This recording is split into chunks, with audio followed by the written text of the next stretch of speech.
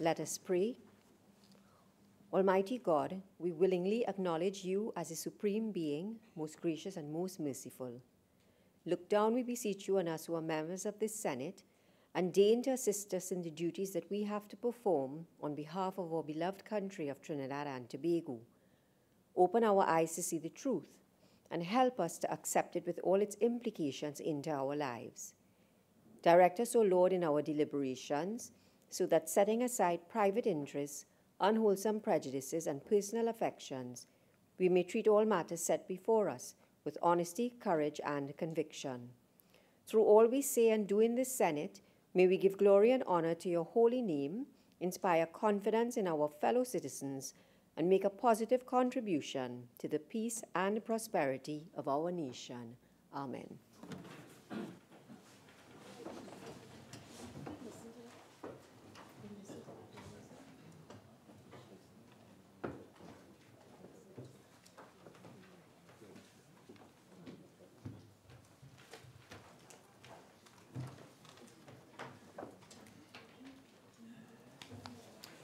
Oath or affirmation announcements by the President, bills brought from the House of Representatives on the supplemental order paper, the Trespass Amendment Bill 2019 by the Attorney General.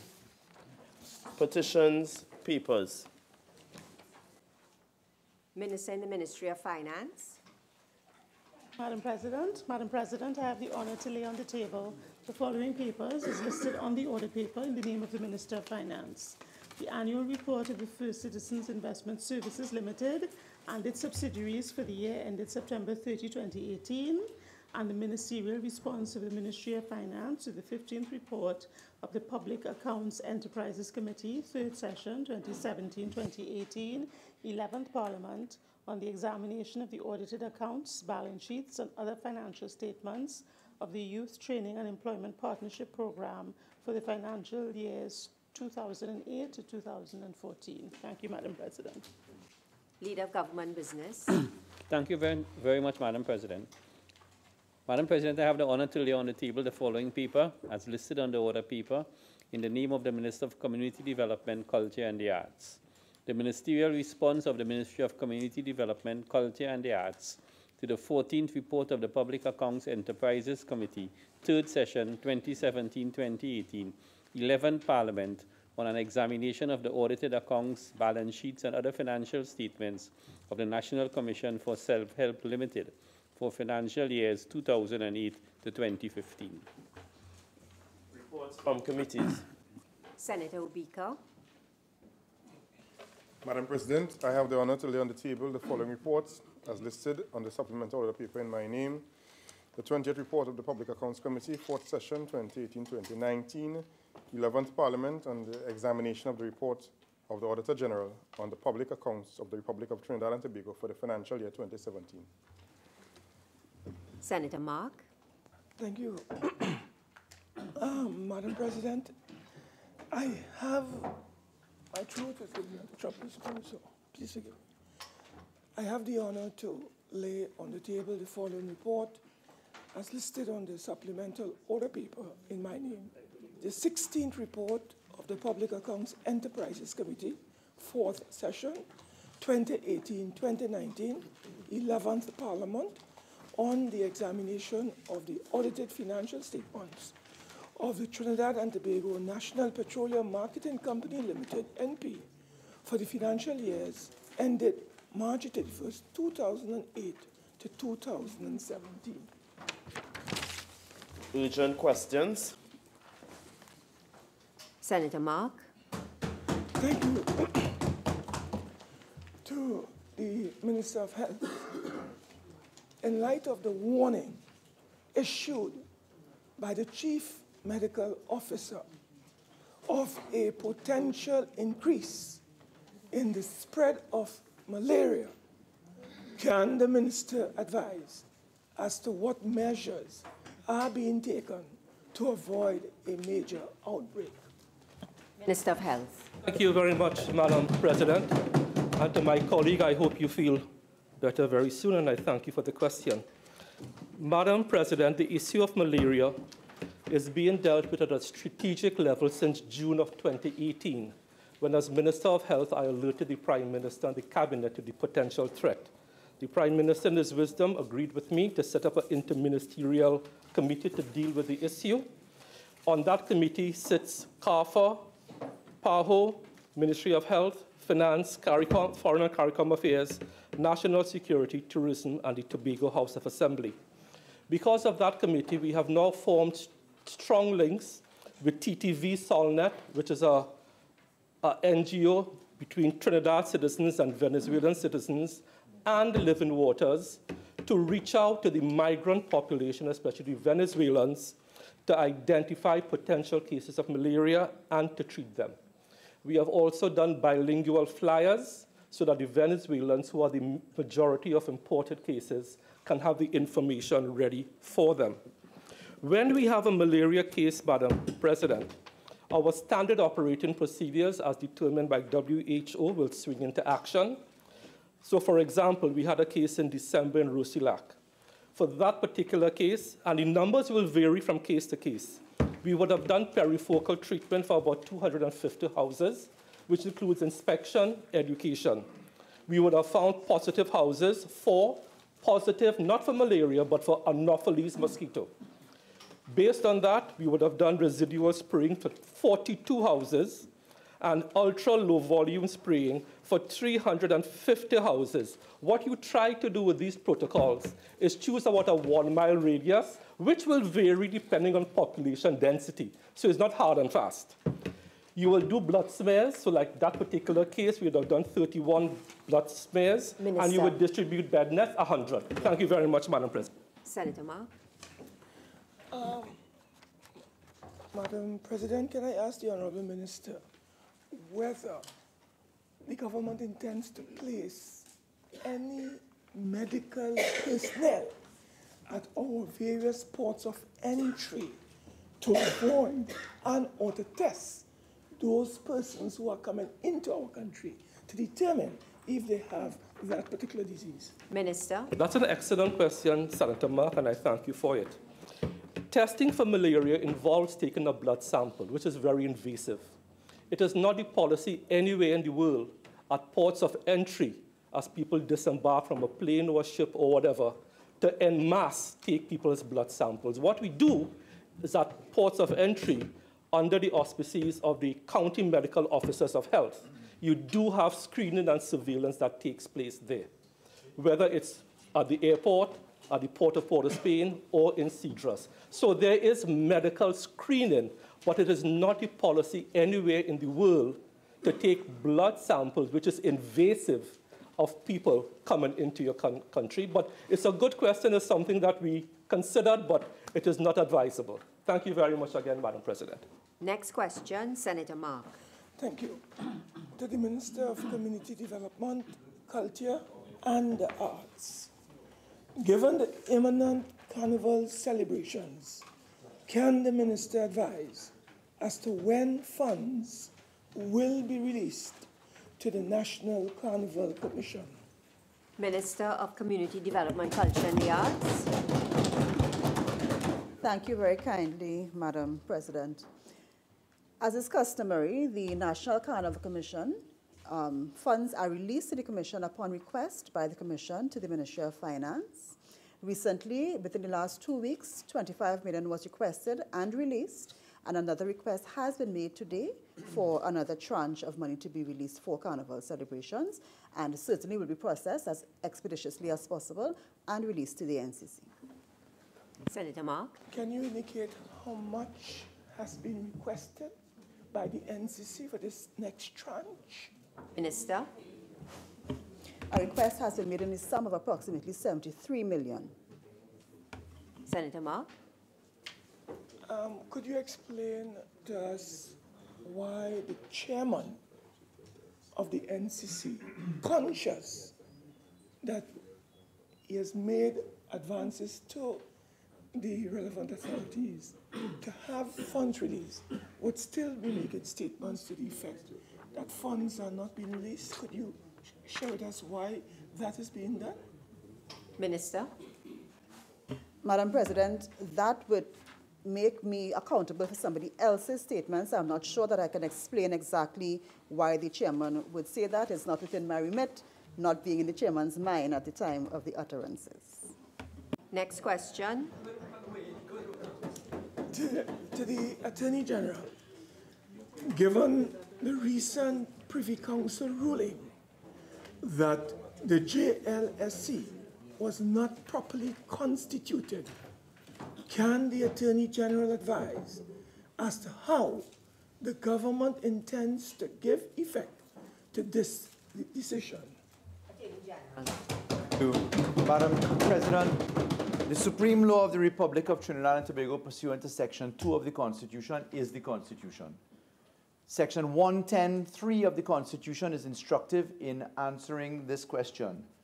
The appointed members shall be appointed by the President after consultation with the Prime Minister and the Leader of the Opposition. The government intends to comply with the Constitution. It has no role in the appointment of members of the JLSC. It never had, and it never will, other than within the confines of Section 10(3) of the Constitution, as I've referred to, and as Senator Mark ought to know.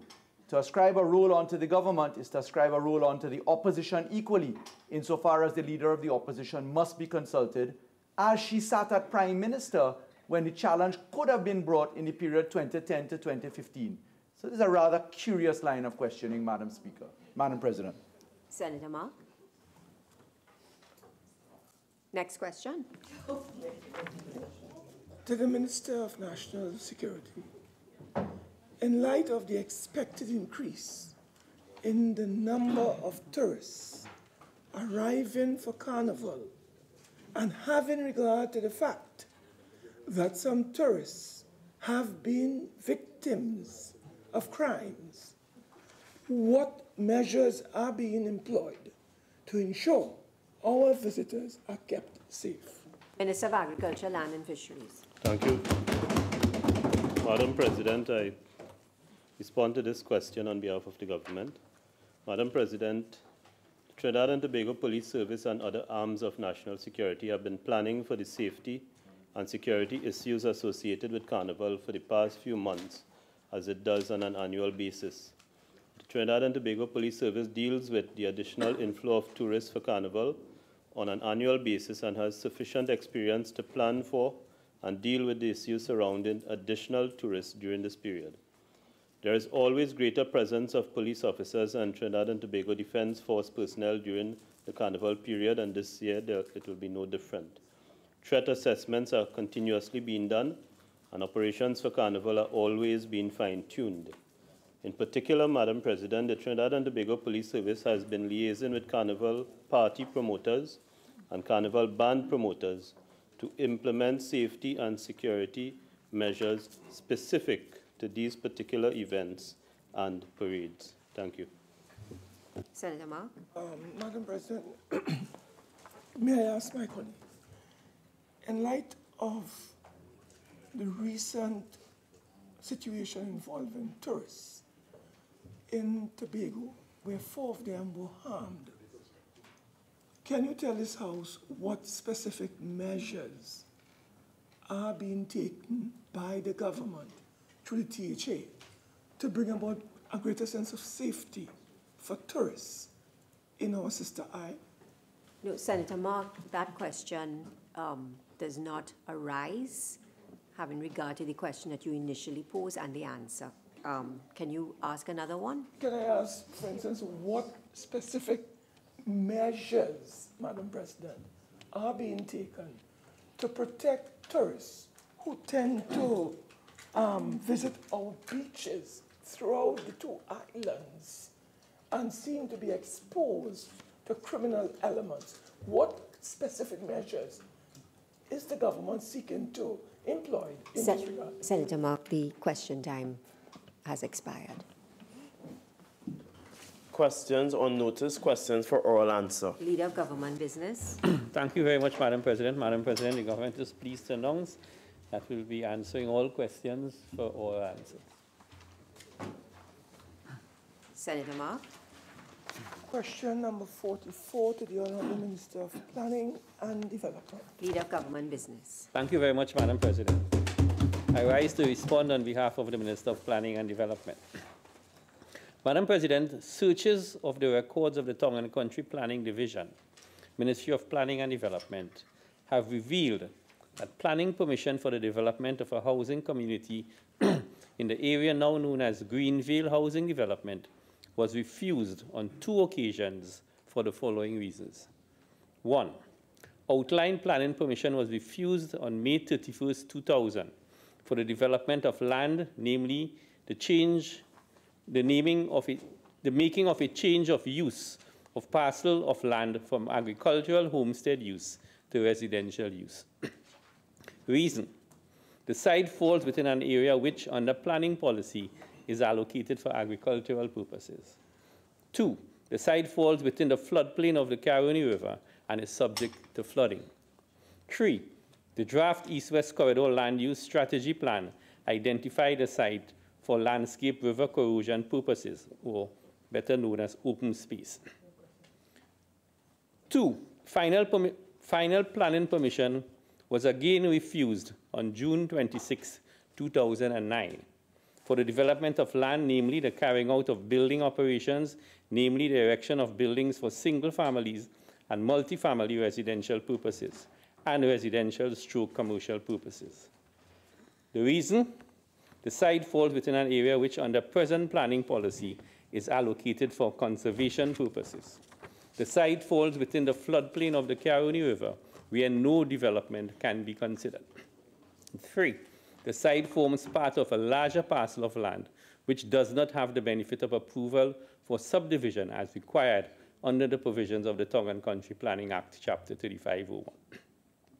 Subsequent to receiving correspondence from the TCPD, the Director of Drainage Division, Ministry of Works and Infrastructure, advised the Town and Country Planning Division by letter dated November 18, 2011, that since the development of the site was well advanced, it considered and accepted in principle the drainage proposal for Phase 1 to 3, submitted by the Housing Development Corporation.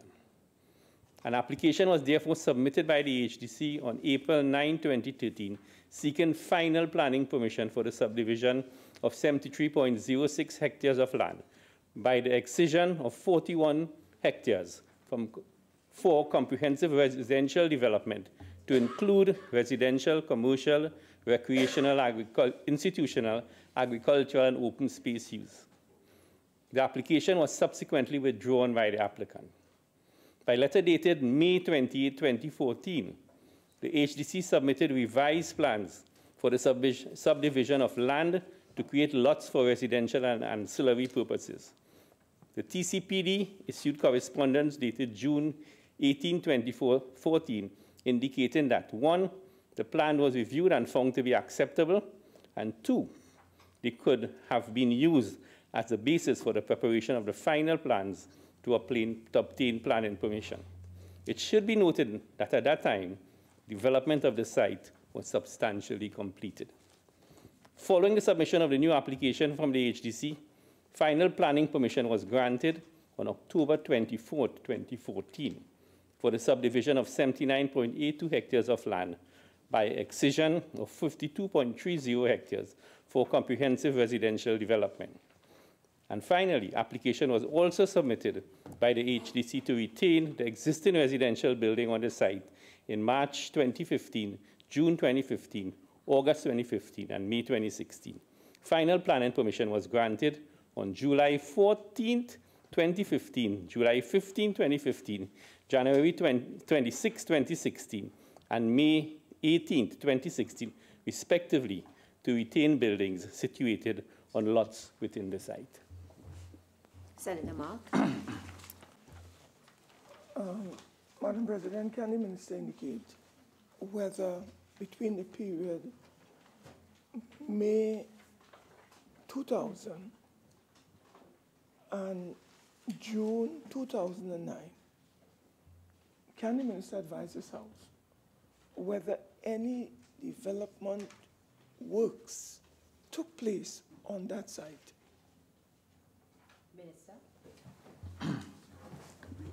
Madam President, as is obvious from my detailed discourse, it is also obvious that commencement of the work on Greenville commenced just prior to 2009 and continued in full speed ahead post-2010.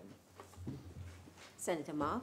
Can I ask through you to the Honorable Minister, which company or contractors were involved in the commencement of work in 2009 and beyond? Can you give us an outline of those contractors that were involved in this development? Senator Mark, that is not relevant, and I won't allow it. You can ask another question.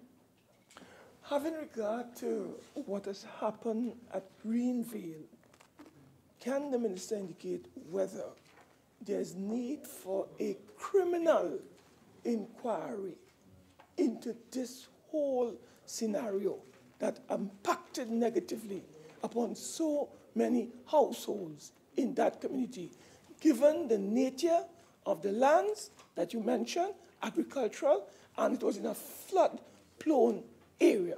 Do you think there's need for some kind of inquiry into this entire development? And Senator Mark, I won't allow that question either. You have one more question if you wish. Madam President, what was the role of Trinity Housing in this whole development? I understand Trinity Housing is owned by the former. Senator Mark, I won't allow that question. Next question, Senator Mark. Well, as I'm on my feet, I will stand up on that.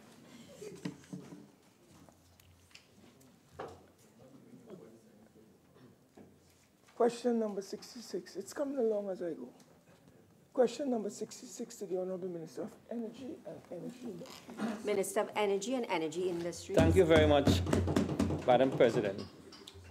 Madam President, in response to Roman 1, one contract expired as at September 2015. In response to Roman 2, the confidentiality provisions in the contractual arrangement with the NGC's customers precludes them from divulging the name of customers whose contracts have expired or are expiring. And in response to Roman 3, 5 methanol ammonia contracts are expiring in 2019.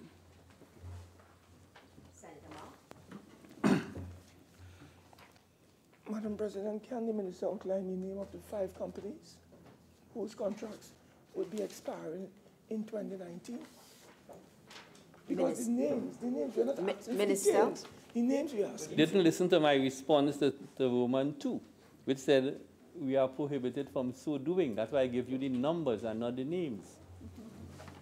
Senator Mark. What provision in the contracts deny the Parliament of that right to that information? Can you share with this Parliament what provision in the NGC agreement that prohibits this Parliament from having information on the names of those companies that are involved? Can you share that with us?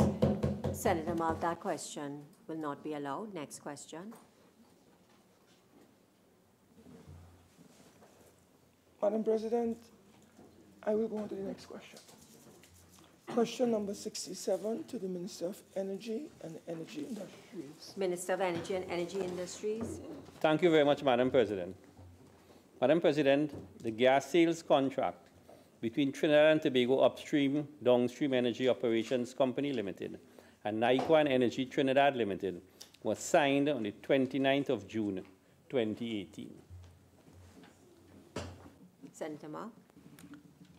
Can I ask, through you, whether the minister is prepared to make a copy of this agreement available for public consumption?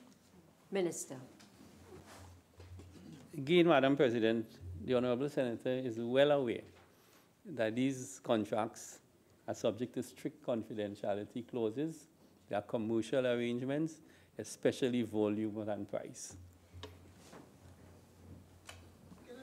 Madam President, seeing that this contract was signed on the 29th of June 2018, when will the new plant involving Naikwan become fully operational? Senator Mark, that question doesn't arise because if please look at the question that was posed and the answer given. Next, any other question, Senator Mark? Next question. Question number 68 to the Minister of Energy and Energy Industries. Minister of Energy and Energy Industry. Thank you very much again, Madam President. Madam President, Naikwan Energy Trinidad Limited does not have a relationship with Garakara Refining Company Limited. Naikwan Energy Trinidad Limited had an off-take agreement with Petrotrin, which would now be assigned to Paria Fuel Trading Company Limited. Senator Mark. Can you share with this House this arrangement that will now be taken over by Garakara? Senator Mark, repeat that, please. I'm sorry. No, he said that this is an agreement that was inherited from Petrotrin, now taken over by Garakara. No. I'm just asking if you can share with the Senate what is this agreement all about, or this arrangement? That's what I'm asking. Senator Mark is not listening. I said the contract will be now assigned to Paria Fuels Trading. But having said that, it's an off-take agreement. An off-take agreement basically says, I off-take your products for sale. So it naturally falls into the lap of Paria Trading and Terminaling Company Limited. And now Paria will be responsible for the sale of the high-quality diesel that will be produced from the Naikwan plant. Senator Mark. Can the Minister inform us when this operation involving the high-quality fuel, diesel, will become operational, given the fact that they now have a gas agreement with the NGC? Can you tell us when it will become operational? Minister. Madam President, the plant has to be refurbished and retrofitted for use. The gas supply should be available later this year, and the plant, all things being equal, could become operational sometime in 2020. Yeah. Public business, government business bill, second reading.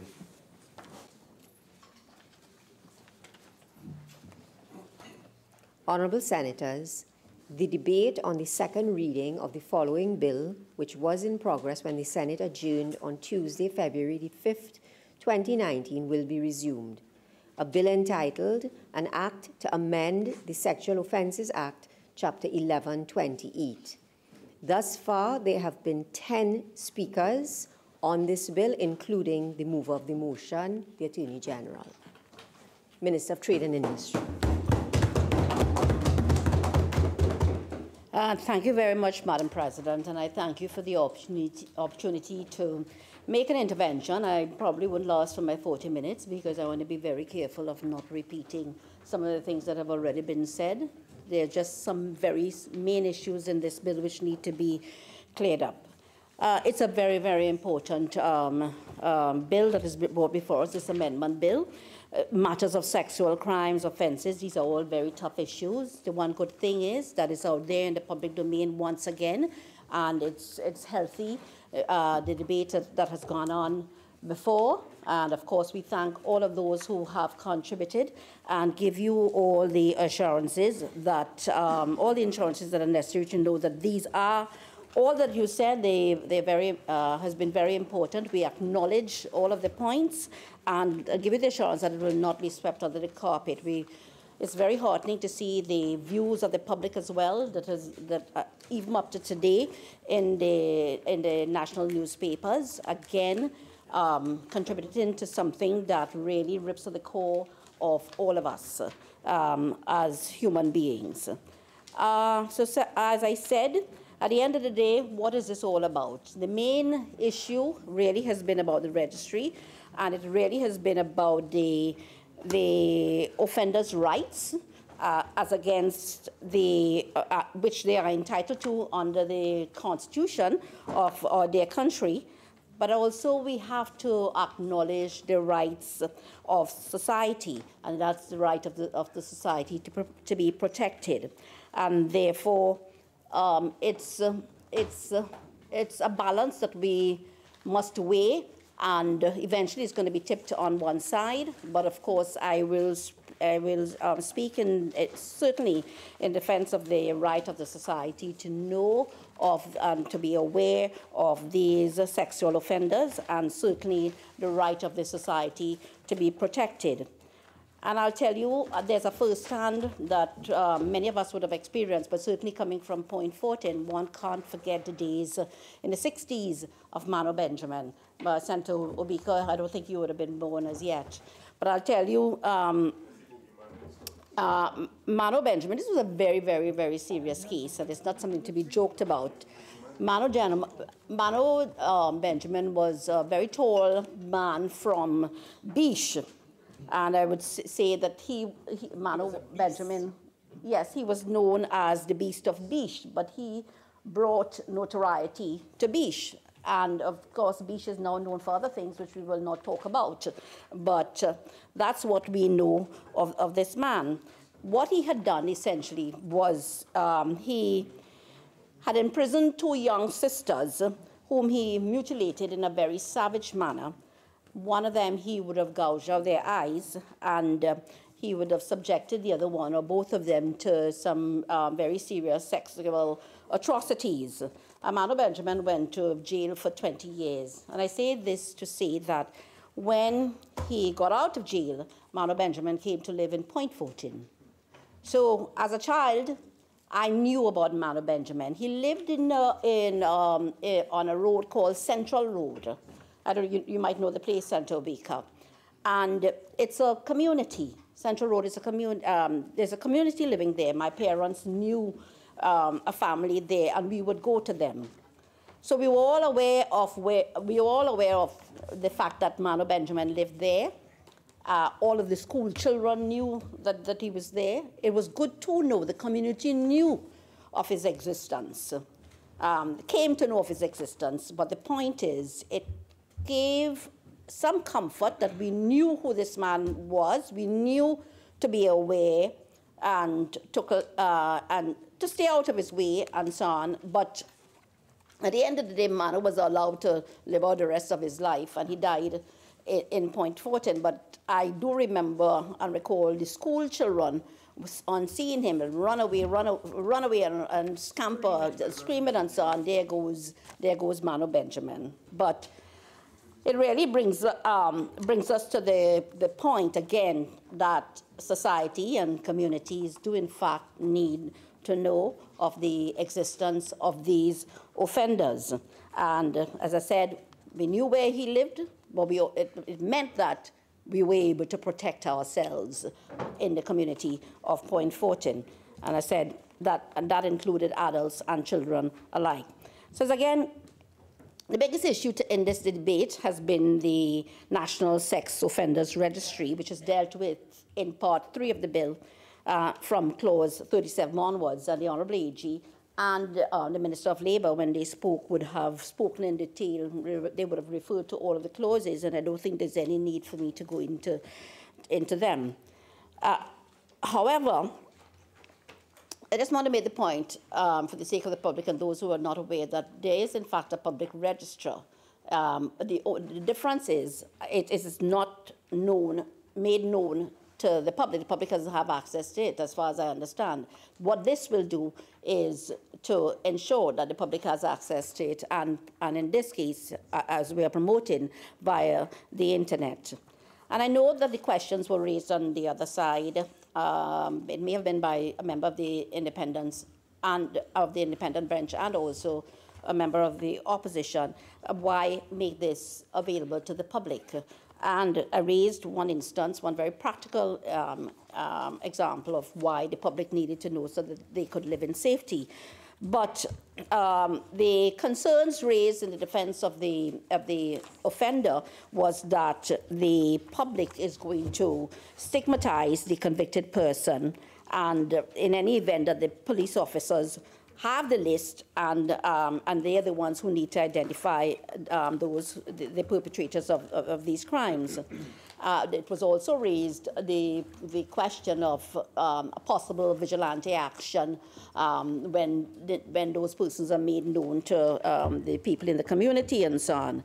And again, all of your concerns are understood, and it is our constitution, and so we understand the seriousness of it. But on the other hand, there is as well the right, certainly the right to protection.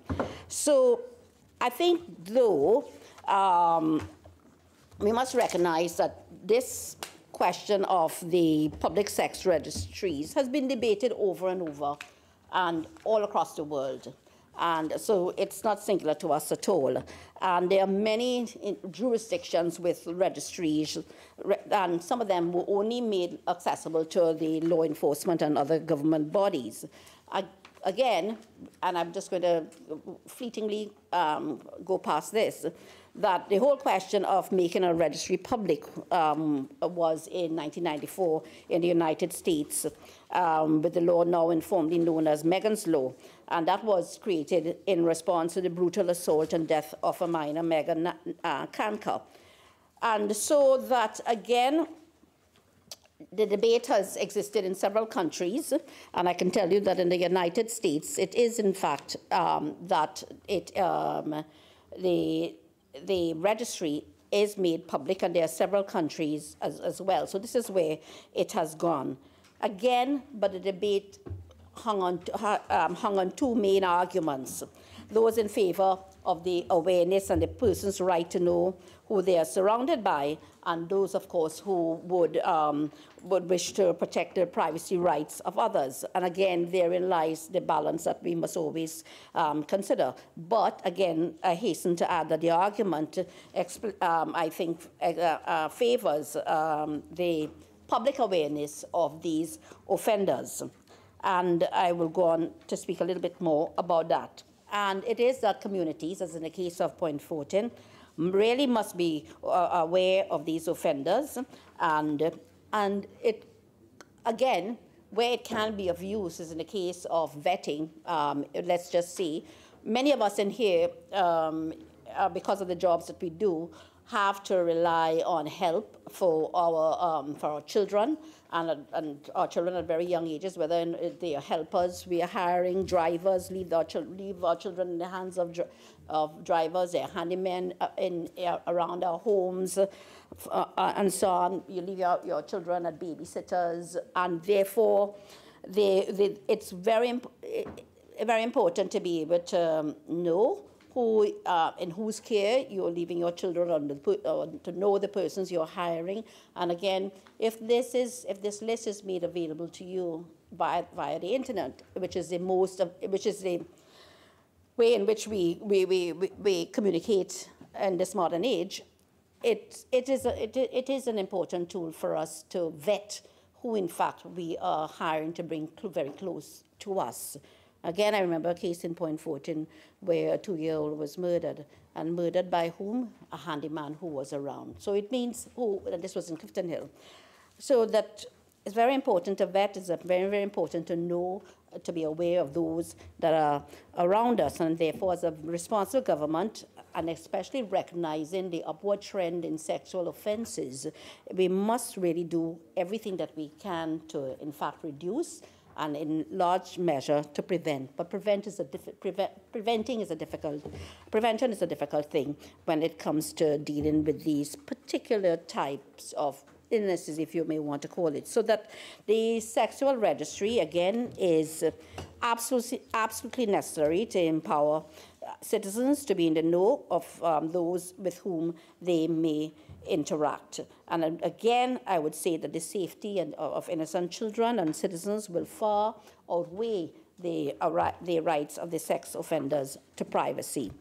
So that there's much research, and as every country that I looked at, in particular, the arguments were the same. And again, it came down to the fact that the internet is the most useful tool by making information available to the public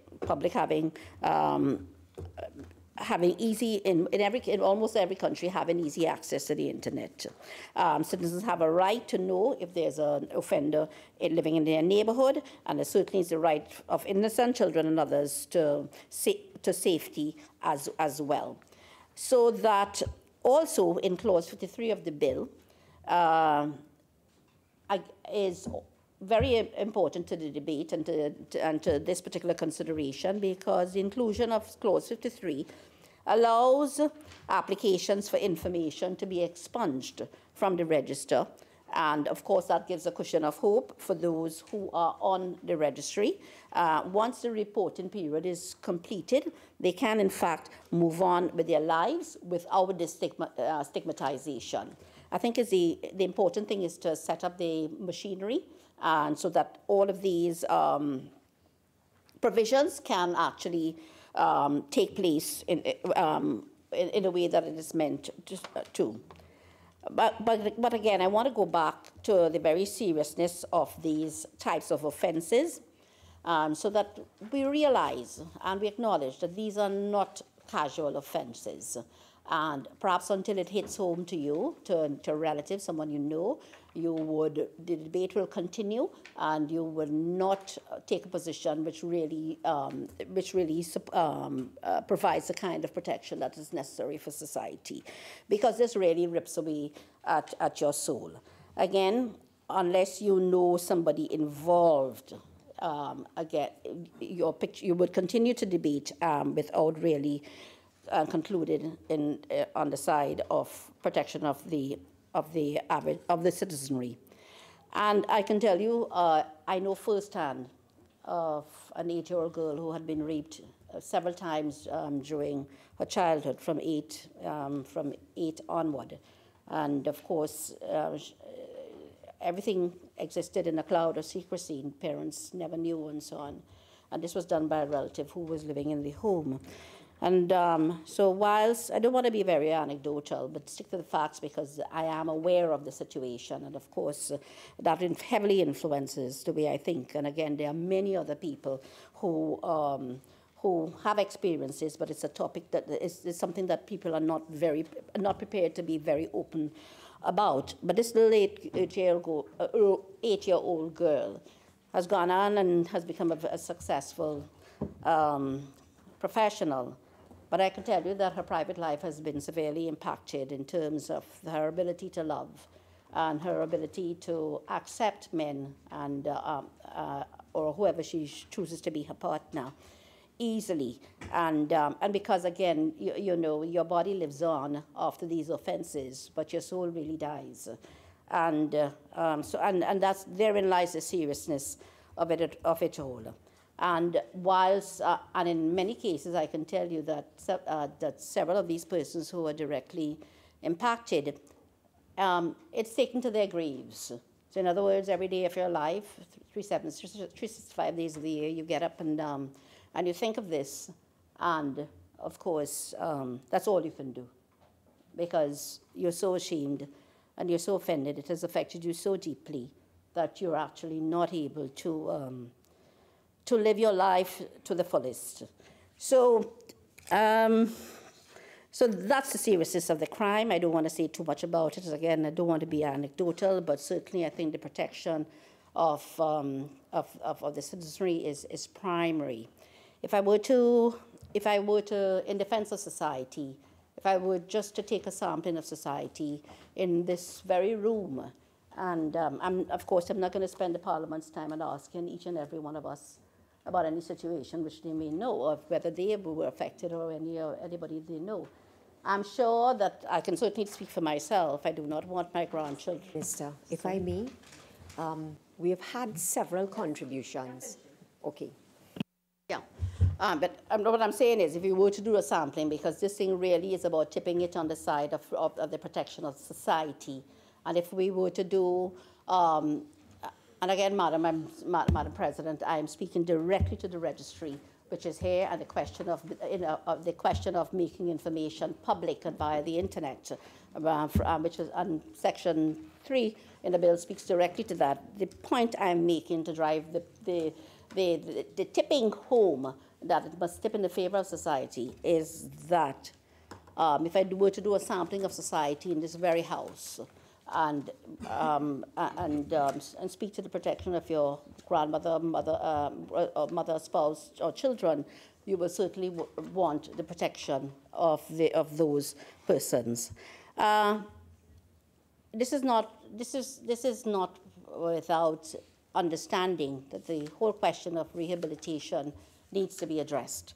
And it's very important. It is a fact that very specialized treatment is needed. And this is somewhere where as we hope to be a modern country, we must think in terms of treatment, have a focus on treatment so that these individuals who commit these unsavory crimes really can create a life for themselves after and manage their lives.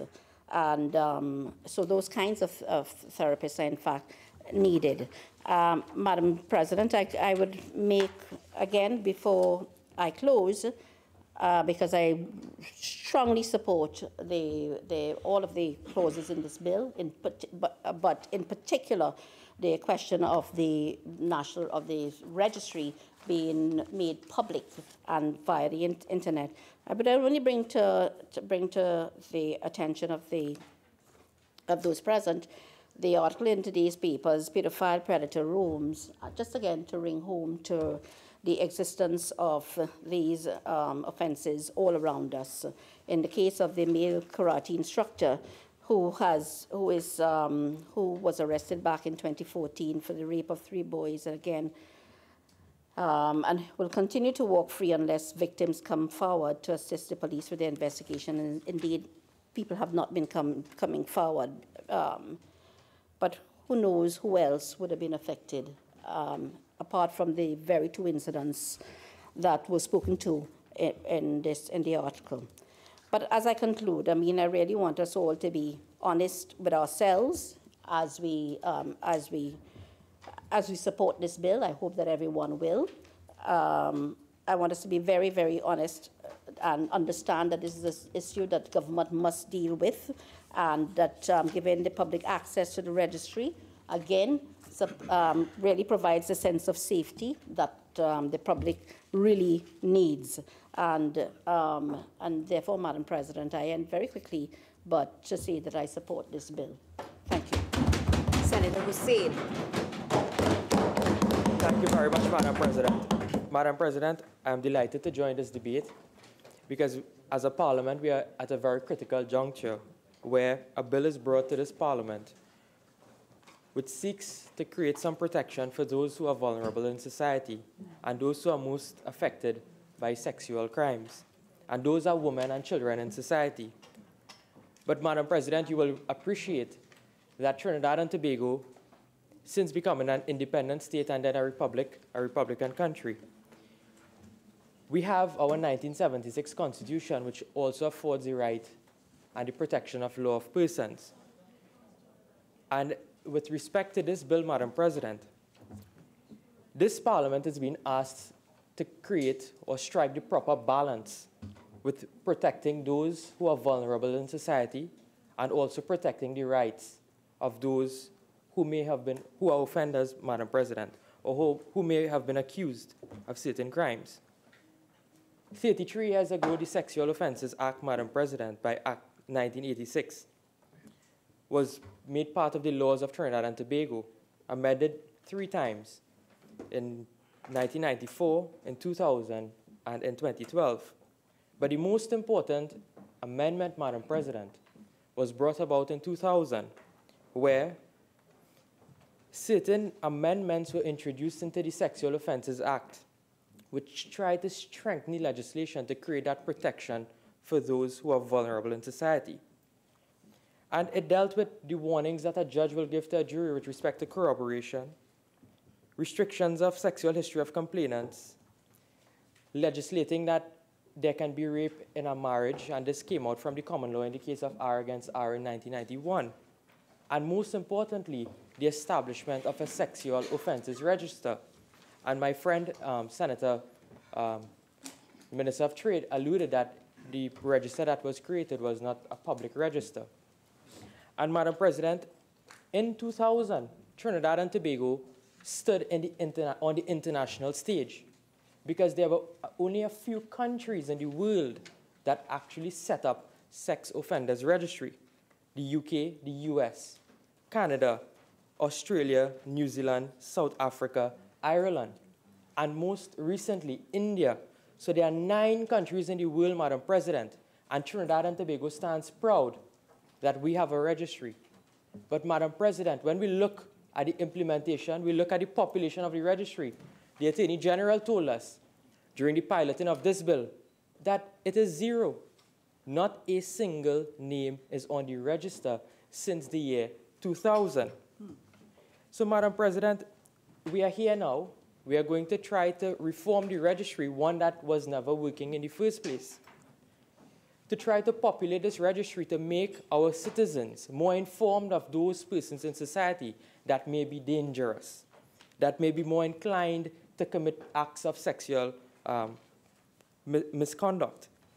And Madam President, what startled me is that while I was doing my research on this debate, I looked at the series of questioning in the other place, and the member for Oropouche West asked the Minister of State in the Office of the Prime Minister whether or not a register was created.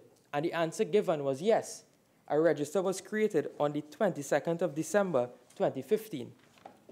Madam President, then the member for Oropouche West asked the Minister if the persons on the offenders list are those persons being monitored.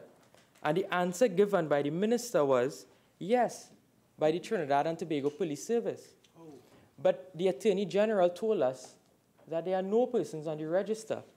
But then the Minister in the Office of the Prime Minister is saying that there are persons who are on the registry who are being monitored by the Trinidad and Tobago Police Service.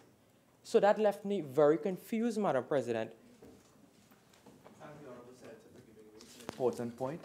The information that I gave came from the judiciary, not the TTPS. So there are 2 separate sources of information, and I was very careful to say that it came from the judiciary, but I do catch your point. Suffice it to say, the register is there. Thank you very much, Attorney General, for the clarification on the point also.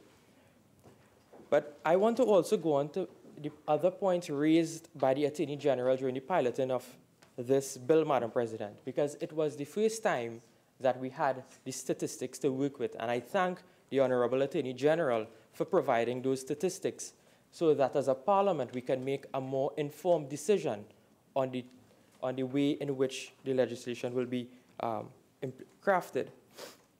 And the Attorney General said, Madam President, that the data suggests that 1 out of 7 matters are actually reported. That is matters involving sexual offences. And he went on to say, this was figures from the Children's Authority. For the 3-year period, 2015 to 2018, the total number of cases were 14,581 cases, Madam President. But the Attorney General placed heavy reliance on figures coming from the police service, from the judiciary. But the Attorney General did identify the gap. It's 1 out of 7 persons who report. So therefore, the data will not accurately reflect what actually happens in society. So, Madam President, this wide gap must be closed. We must get the data to account for those other 6 victims of sexual offenses. And how do we cure this? I urge the government, while you have the resources, that there's something called a victimization survey. And my friend, Senator Phillips, on the independent bench will understand what I'm saying. Because a victimization survey is information from those victims who did not report to the police. But there are independent surveys being conducted, and they will offer the information stating whether or not they were victimized, whether they were victimized once, twice. They will give the types of offenses, the dates of the offenses. So therefore, Madam President, it closes the gap, and gives an accurate representation of what the situation is like with respect to those persons who are being victims of sexual offenses. And I ask the government that you let us conduct the victimization survey so that we have a proper window, a proper outlook of the situation that we have to deal with. Now in 2015, Madam President, through the Citizen Security Program, a national crime and victimization report was compiled. And this report says, Madam President, it has some interesting statistics, that persons were asked if they received assistance from agencies and organizations that support sexual offenses victims and survivors. The answer for that was 99.3% of the persons said no. They received no assistance from agencies and organizations. And when you ask these persons what was the reason for non-reporting, 82.4% of those persons, Madam President, said that the main reason was 1, privacy, 2, police inefficiency, and 3, they don't trust the police because the police won't do anything about it. Madam President, this is very worrying because the police service has a duty to protect and serve all victims, all persons, every single citizen of this country.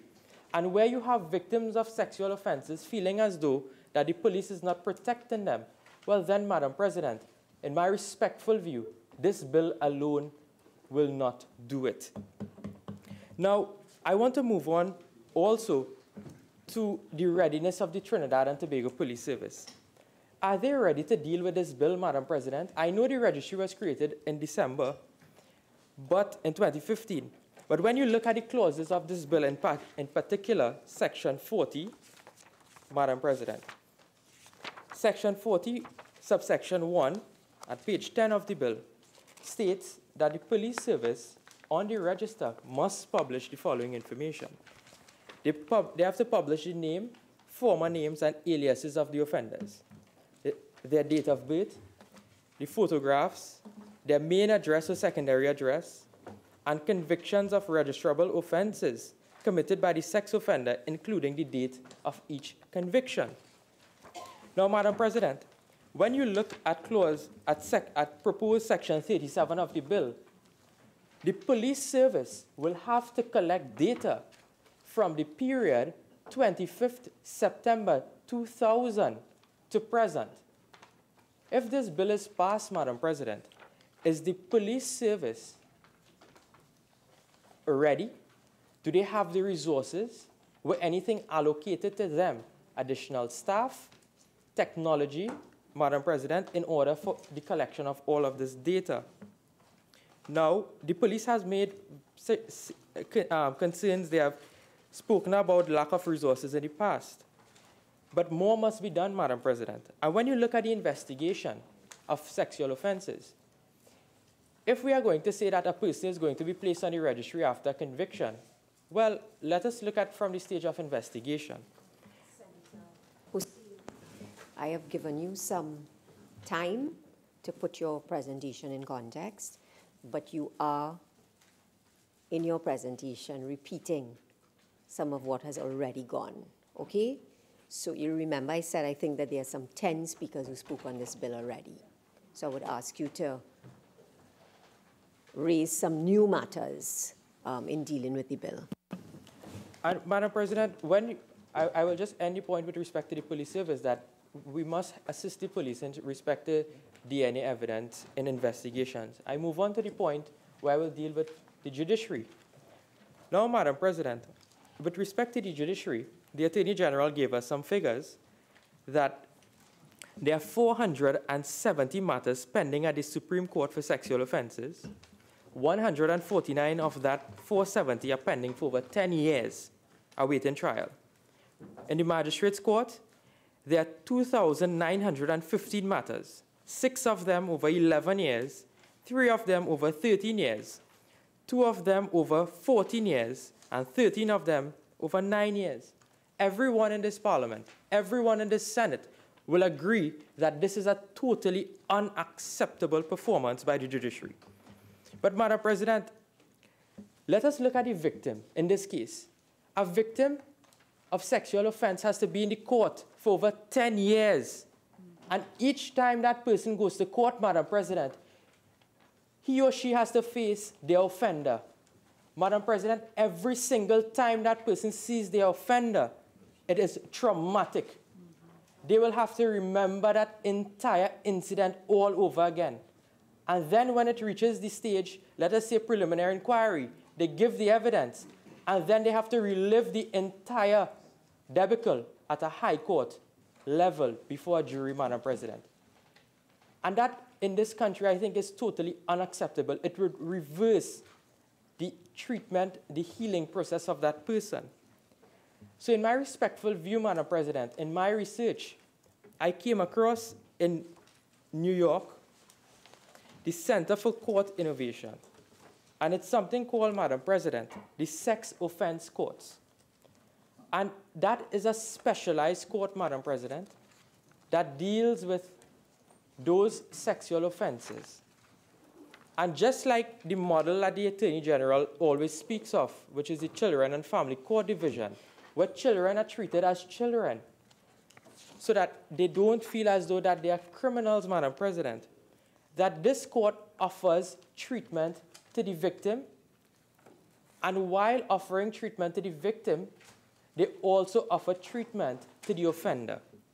Because at the end of the day, the offender, if he is rehabilitated properly, it will cost the state much less than arresting him again if he reoffends, than convicting him again, Madam President. And the point is that the court, we must set up our judicial system in such a way that it is proactive and that it works. It makes no sense locking up a person for 10 years without a trial, Madam President. 10 years. That is only going to make him into a hardened criminal if he wasn't one before. So, Madam President, when we look at this special sex offenses court, I plead with the government, let us assist the judiciary. Let us create these specialized courts in order to deal with these matters, so that when the victim goes to court, Madam President, at the end of the day, the rehabilitative process for that person will be hastened, so that they can live and be reintegrated with a normal life. Senator, Minister in the Ministry of Trade spoke of several instances where persons who would have gotten back their bodies but lost their soul, Madam President. Let us give these victims back their soul after they have been traumatized. And this court, Madam President, will also assist with respect to the... Senator Hosein, I've allowed you to speak on the court, but your entire presentation cannot be on this court that you think should be set up, because what you're actually doing now is debating what is not part of the bill. Okay, so you could talk about it, but you have to move on and you have to make points that are relevant to the bill, please. Madam President, I thank you very much for your guidance, and I always take your guidance. And I'm going to end on the point of the court that with respect to the registry, at the end of the day, the registry alone is not going to be the answer for all of the ills. When you look at the bill, when you look at the provisions of the bill, a person can only be placed on the registry if they are convicted. If they are convicted, means that there must be a conviction from the court. I'll end on the point that this court will assist in clearing the backlog. So those who have to be placed on the registry will be placed on the registry in a very quick, expeditious manner, because we want to speed up the rate in which convictions, proper and safe convictions, are done in Trinidad and Tobago. Madam President, let me go directly into the clauses of the bill. And I read proposed section 37. And proposed section 37 gives an indication of those persons, as I mentioned earlier, who will be placed on the National Sex Offender Register. So you have the first category, which is a person who was convicted within or outside Trinidad and Tobago on or before 25th September 2000, completed his sentence. No need to read it. Okay, sure, no problem, Madam President. And Madam President, when you look at clause 43, so we get it clear, only a person who is convicted is placed on the register.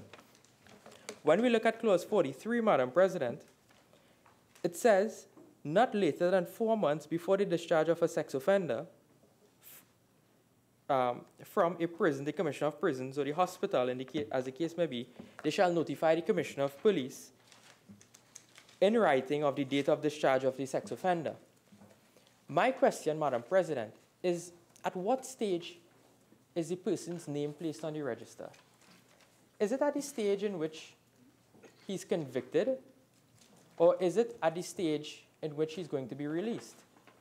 Because if you read the bill in the entirety, it would seem as though it's the latter, because the Commissioner of Police only collects the information 2 months prior to the release. That is the information required to be placed on the register. And I found this, Madam President, at the new section 44, where the Commissioner of Police will go and collect the information 2 months before. And that is the interview, the names, the date of birth, photographs, address, previous convictions. So I just want clarification, because it's not clear to me whether or not it's at what stage is the person's name being placed on the register. Then another issue that came across, Madam President, through practice also, is that how is this reporting going to be done? Because in Trinidad and Tobago, the accused person normally carries a copybook to the police station, and a police officer will sign and certify that the person visited the police station. Madam President, we're in 2018. I think some system must be put in place, be it electronic or electronic and a physical system, whereby an electronic receipt can be given to the accused and an electronic log can be made in the police station, so that it's easier to access the information whether or not a person was reporting according to his requirements under the Act. My next issue is when I look at clause 10 of the bill, and this takes me to new section 35, subsection 2, which states, Madam President, this is with regards to the testing of an accused person for sexually transmitted diseases. And it says, where a person who is required to be medically examined pursuant to subsection 1 does not consent to the medical exam, he may be medically examined without his consent. And what point is brought to my mind, Madam President, is that if a person is not consenting to being tested, then some level of force has to be used. So I went to the DNA Act, and I looked at the DNA Act, Madam President, and this is a point that the Attorney General can consider. At section 21(1) of the DNA Act, Madam President, it says that a person authorized under the Act to take a sample or a person assisting such a person may use reasonable force to take and protect the sample. So I anticipate that if the person doesn't consent, force will be used. I think we should prescribe in the legislation that reasonable force can be used, because there can be challenges afterwards, Honorable AJ, with respect to the admissibility of that evidence if force is used in order to acquire the evidence. Another point that I looked at was compensation. How is this compensation to be assessed? Because a person can be awarded now compensation where a sexual offense has been committed on them. I can see if we're going to assess the damages, I'm looking at it from a civil light, that there's no problem with assessing special damages. Those will be proven by receipts. For example, their medical bills, their pharmaceutical bills, therapy, any sort of treatment, traveling, will account for special damages. But how are we going to assess if we're going to award it general damages? Because general damages are awarded or assessed based on a case-by-case comparison. Are we going to also allow interest on cost in these matters? Is it going to be a civil or a criminal court going to decide these matters? Is it going to be a judge or a master? And that brings me back to the point that I moved on from, Madam President, that maybe a sex offense court can properly deal with these matters of compensation. Another issue I have was with respect to new proposed section 53(1) of the bill. And 53(1) speaks of the information that has to be expunged from the register. And there are two instances in which the records can be expunged. One, on the completion of the reporting period, and two, on the basis of any compelling reason. Now, Madam President, that is very wide. What constitutes any compelling reason for a person to be removed from the register? And we need probably some clarification there in terms of what are some instances in which may qualify as compelling reasons for a person's records to be expunged from the National Sex Offenders Registry. And Madam President, I listened to the debate. I heard the government, and I heard the independent voices, and I also heard and read some of the submissions made by the several NGOs. And as the Minister of Trade also indicated, that this law came from the instance of Megan Kanker, who was raped and killed in 1996 in New Jersey. And Madam President, the law in New Jersey has developed. And there's a debate here. And the debate is whether or not we make the registry public or we don't make the registry public. Now, during my research, Madam President, I humbly suggest in this debate that I came across maybe some model that can be looked at in order to try to strike that balance between all of the competing interests with respect to this registry. And Madam President, the Megan's law in New Jersey, there's something called a tier process. So there's tier 1, there's tier 2, and there's tier 3. And let me explain, Madam President, that after a person has been convicted and their name is to be placed on the registry, an assessment a recommendation is made by the prosecution. This recommendation indicates whether or not this convicted person falls within tier 1, tier 2, and tier 3. Now, the tiers are dependent on the severity and seriousness of the crime and other factors.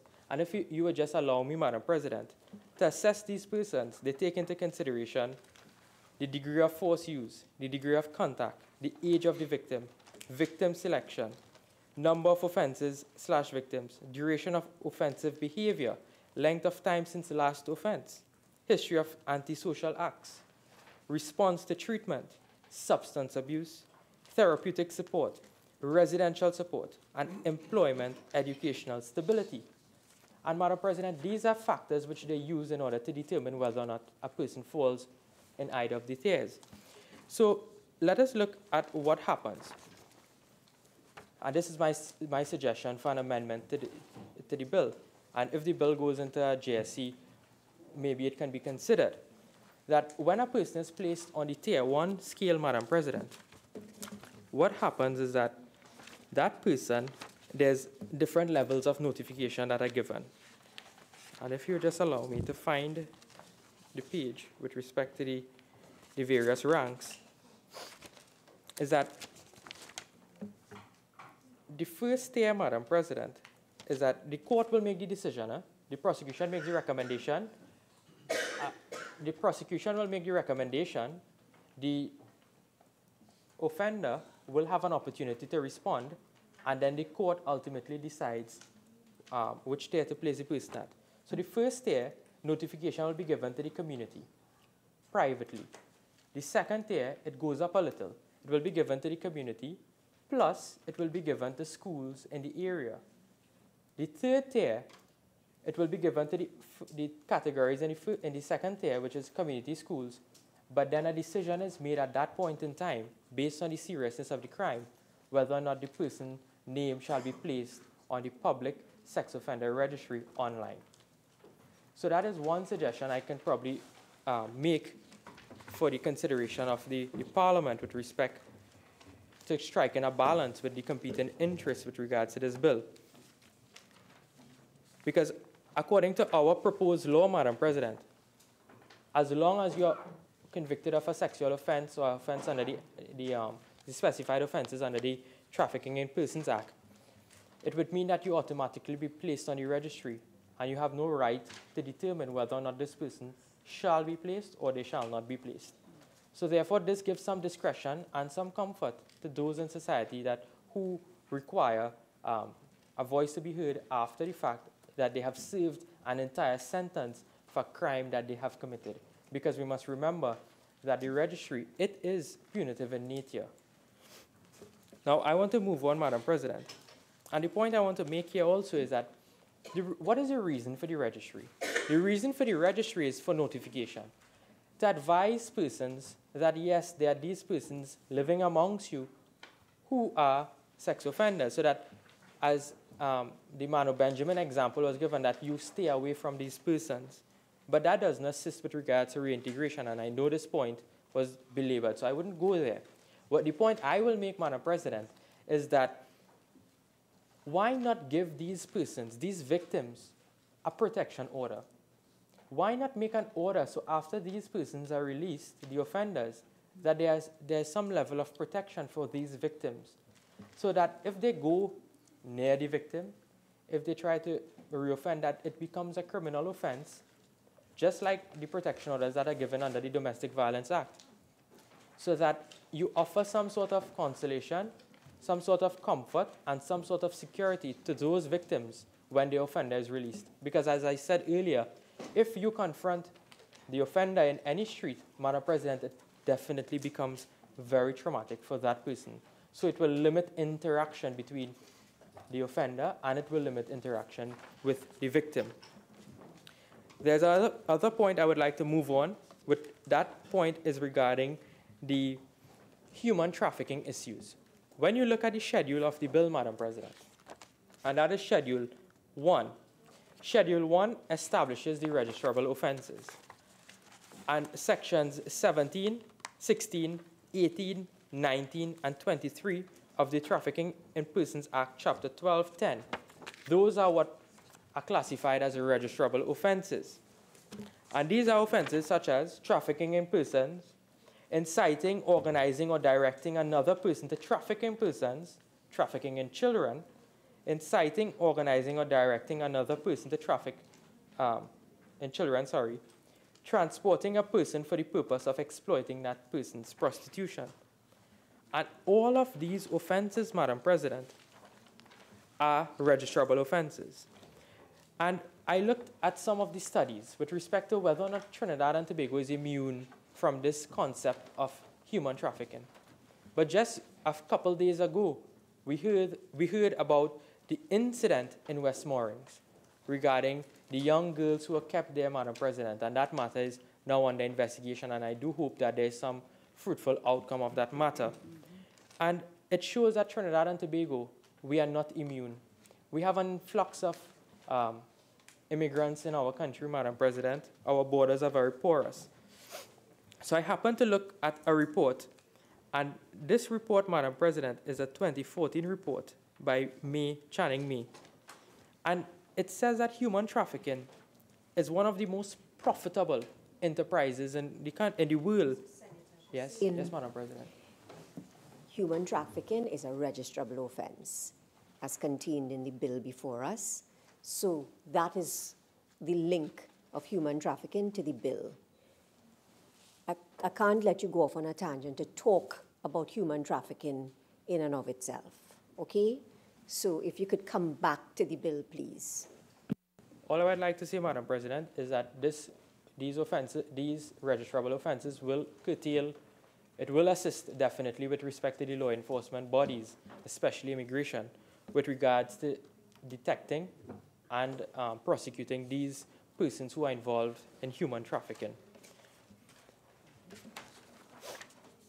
Now, I want to make a point, Madam President, and that the point is the procedure in which this bill was brought to this House.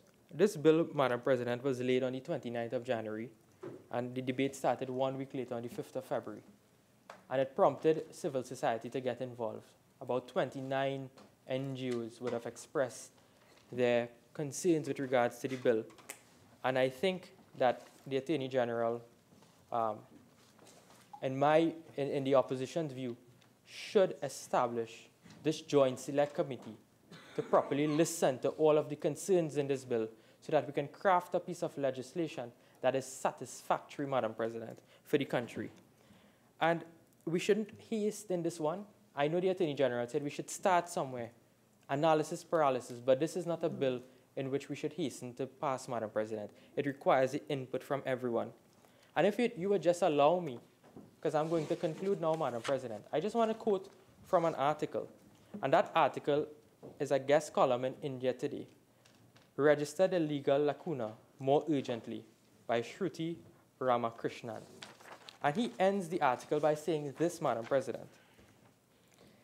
He said, any beneficial impact the registry may have in advancing the safety of women and children is contingent upon a well-oiled criminal justice system. The government must focus more urgently on increasing systematic accountability for crimes, which demand better police investigation, robust prosecution, and rigorous yet speedy court trials. More urgently and more importantly than a sex offender registry in the country, we need preventative systems in place and long-term plans to address the root causes of sexual violence. The mounting public pressure to address these safety concerns must be tackled at the root instead of a distractionary measure, such as instituting a registry that offers at best a false sense of security. This was his views, Madam President. I want to say that, Madam President, on this side of the Parliament, that we supported the call for the Public Sex Offenders Registry, but that is just one brick on the wall that we have to build, Madam President. We need to do more as a country, and I ask and I plead with the government to establish the Joint Select Committee so that we can properly ventilate all of the issues in this bill, Madam President. And I thank you very much. Senator Richards.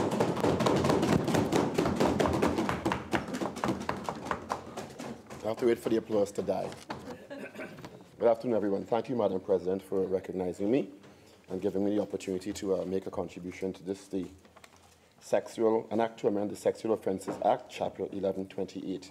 And fortunately or unfortunately, I'm coming in at position number 13, which means quite a lot has been said, and I will not be running afoul, hopefully, of the regulation, the standing order related to tedious repetition. But I really want to make some important points.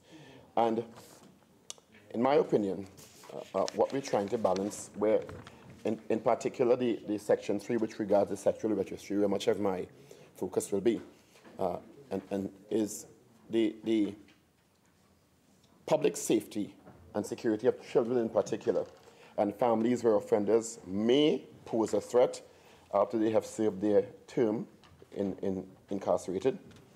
And I'll present research to show exactly what that level of threat is, where repeat offending is concerned, and two, what some consider as the offender's right to a decent life after having served his or her time and supposedly paid their debt to society, and should have, in the eyes of the law, most, if not all, of the same rights as other citizens. Once, and I add this important caveat, the offender is rehabilitated and poses no further threat to society. That is the important caveat there. But that's the million-dollar question. And we have to ask ourselves, what are the implications for a public registry? And I think we have to reframe our thoughts on debt to society. Very often, we feel debt to society of an offender is simply serving jail time, but I might proffer that debt to society should also include an undertaking to be rehabilitated, a process by which someone is rehabilitated, and an assessment process during the incarceration and afterward to ensure that the rehabilitation process has had some effect in the interest of a continued public safety. And I don't think all our ducks are in a row where that is concerned. Madam President, through you, the Honorable Attorney General, in piloting the amendment, gave quite some startling statistics. But statistics always don't tell the story. And as I said before, we're balancing here public safety, and in particular the safety of children, with what are presumed as the offender's rights. And I want to go a bit further than statistics. And with your leave, Madam President, I want to read some names to bring home the importance of this bill. Sean Luke, 6. Amy Emily Amanturo, 4. Permanent Prasad, 13. Dane Andrews, 12. Radha Pixie Lakan, 16. Lily C. Prasad, 7. Mustaq Benoit, 16. Lisa Sami, 17. Zakia Mitchell, 14 months. Dion Barclay, 16. Chanel Codrington, 16. Ricardo Mackenzie, 16. Joshua Hippolyte, 15. Neil Clement, 17. Michael Alain, 13. Dario McCoy, 16. Javon Lamotte, 17. Simeon King, 16. Kimo Richards, 15. Kyle Grant, 17. Akil Gafour, 17. Ronald Paladakari, 16. Shadia Phillips, 16. Dominic Thomas, 16. Michael Ford, 14. And Akil Chambers, 11, who would have turned 32 on the 4th of January, 2019. I don't read out these names to bring further grief to the families, but we have to honor them somehow because they lost their lives. And in most cases, the perpetrators have not been brought to justice, which means that other children and families are at risk. And that's the balancing act we face today. And we have to do more. Because if we have to honor their short lives, we have to put systems in place to protect those who are left alive. And I kept hearing people referring to those who have been subject to the perpetrators as victims. And we need to be careful with language. They are survivors. They are survivors. Because if we keep calling them victim, we keep re-victimizing them. And we need to be very careful with language to encourage their lives to a more productive level. Madam President, what is the objective of the registry? As we said, public safety, safety of children, but it goes a bit further than that in my opinion. And I will get to the bill very, very quickly, because I just want to lay some context. You know, our justice system is not going to be fixed by one or two bills, but because it has to do with the police service and detection, the courts and speedy trials and effective and fair trials, the prisons and a comprehensive rehabilitation system and restorative justice system, which means the victims and their families and the offenders must be treated properly.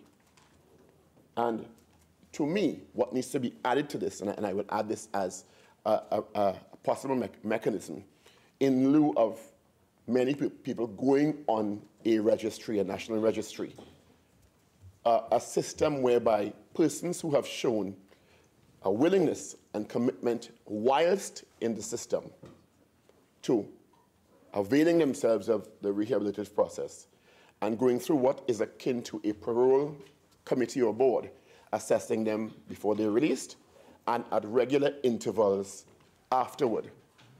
And if they subject themselves to that, and this committee assesses them like a parole board, 6 months after, 12 months after, 18 months after, for 5 to 7 years, and sees that they are making an effort and have shown that they have been reintegrated properly, they don't need to run a registry.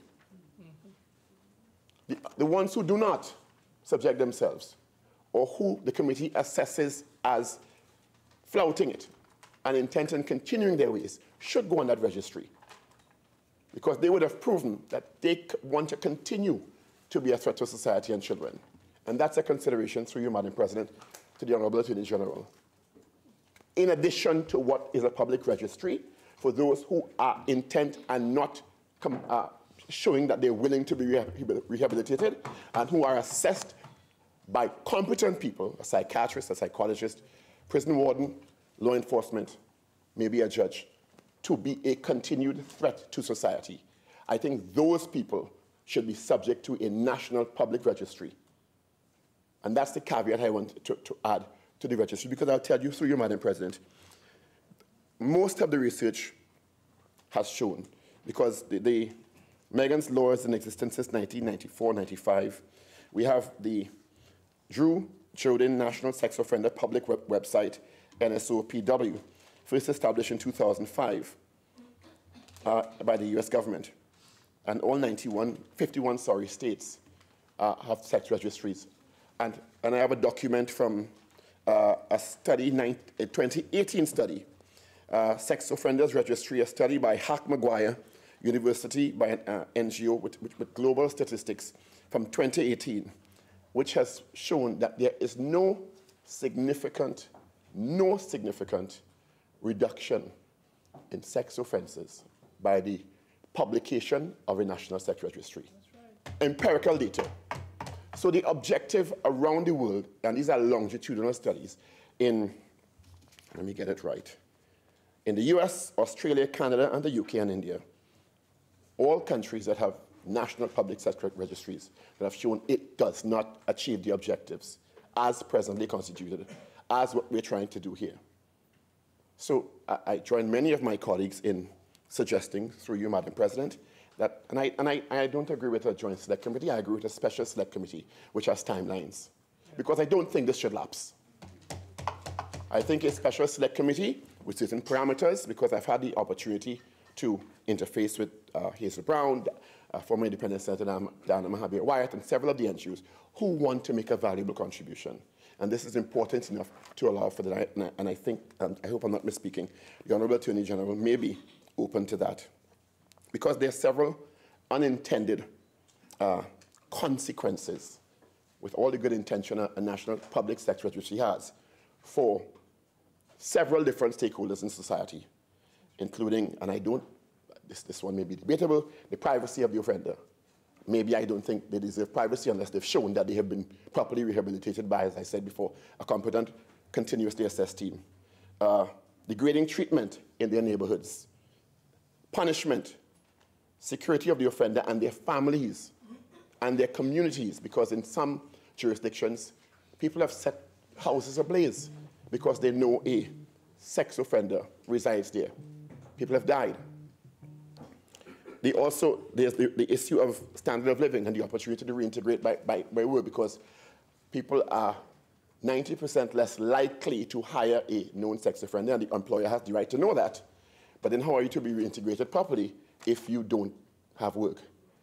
Property values plummet in areas where people are known sex offenders are known to identify to live.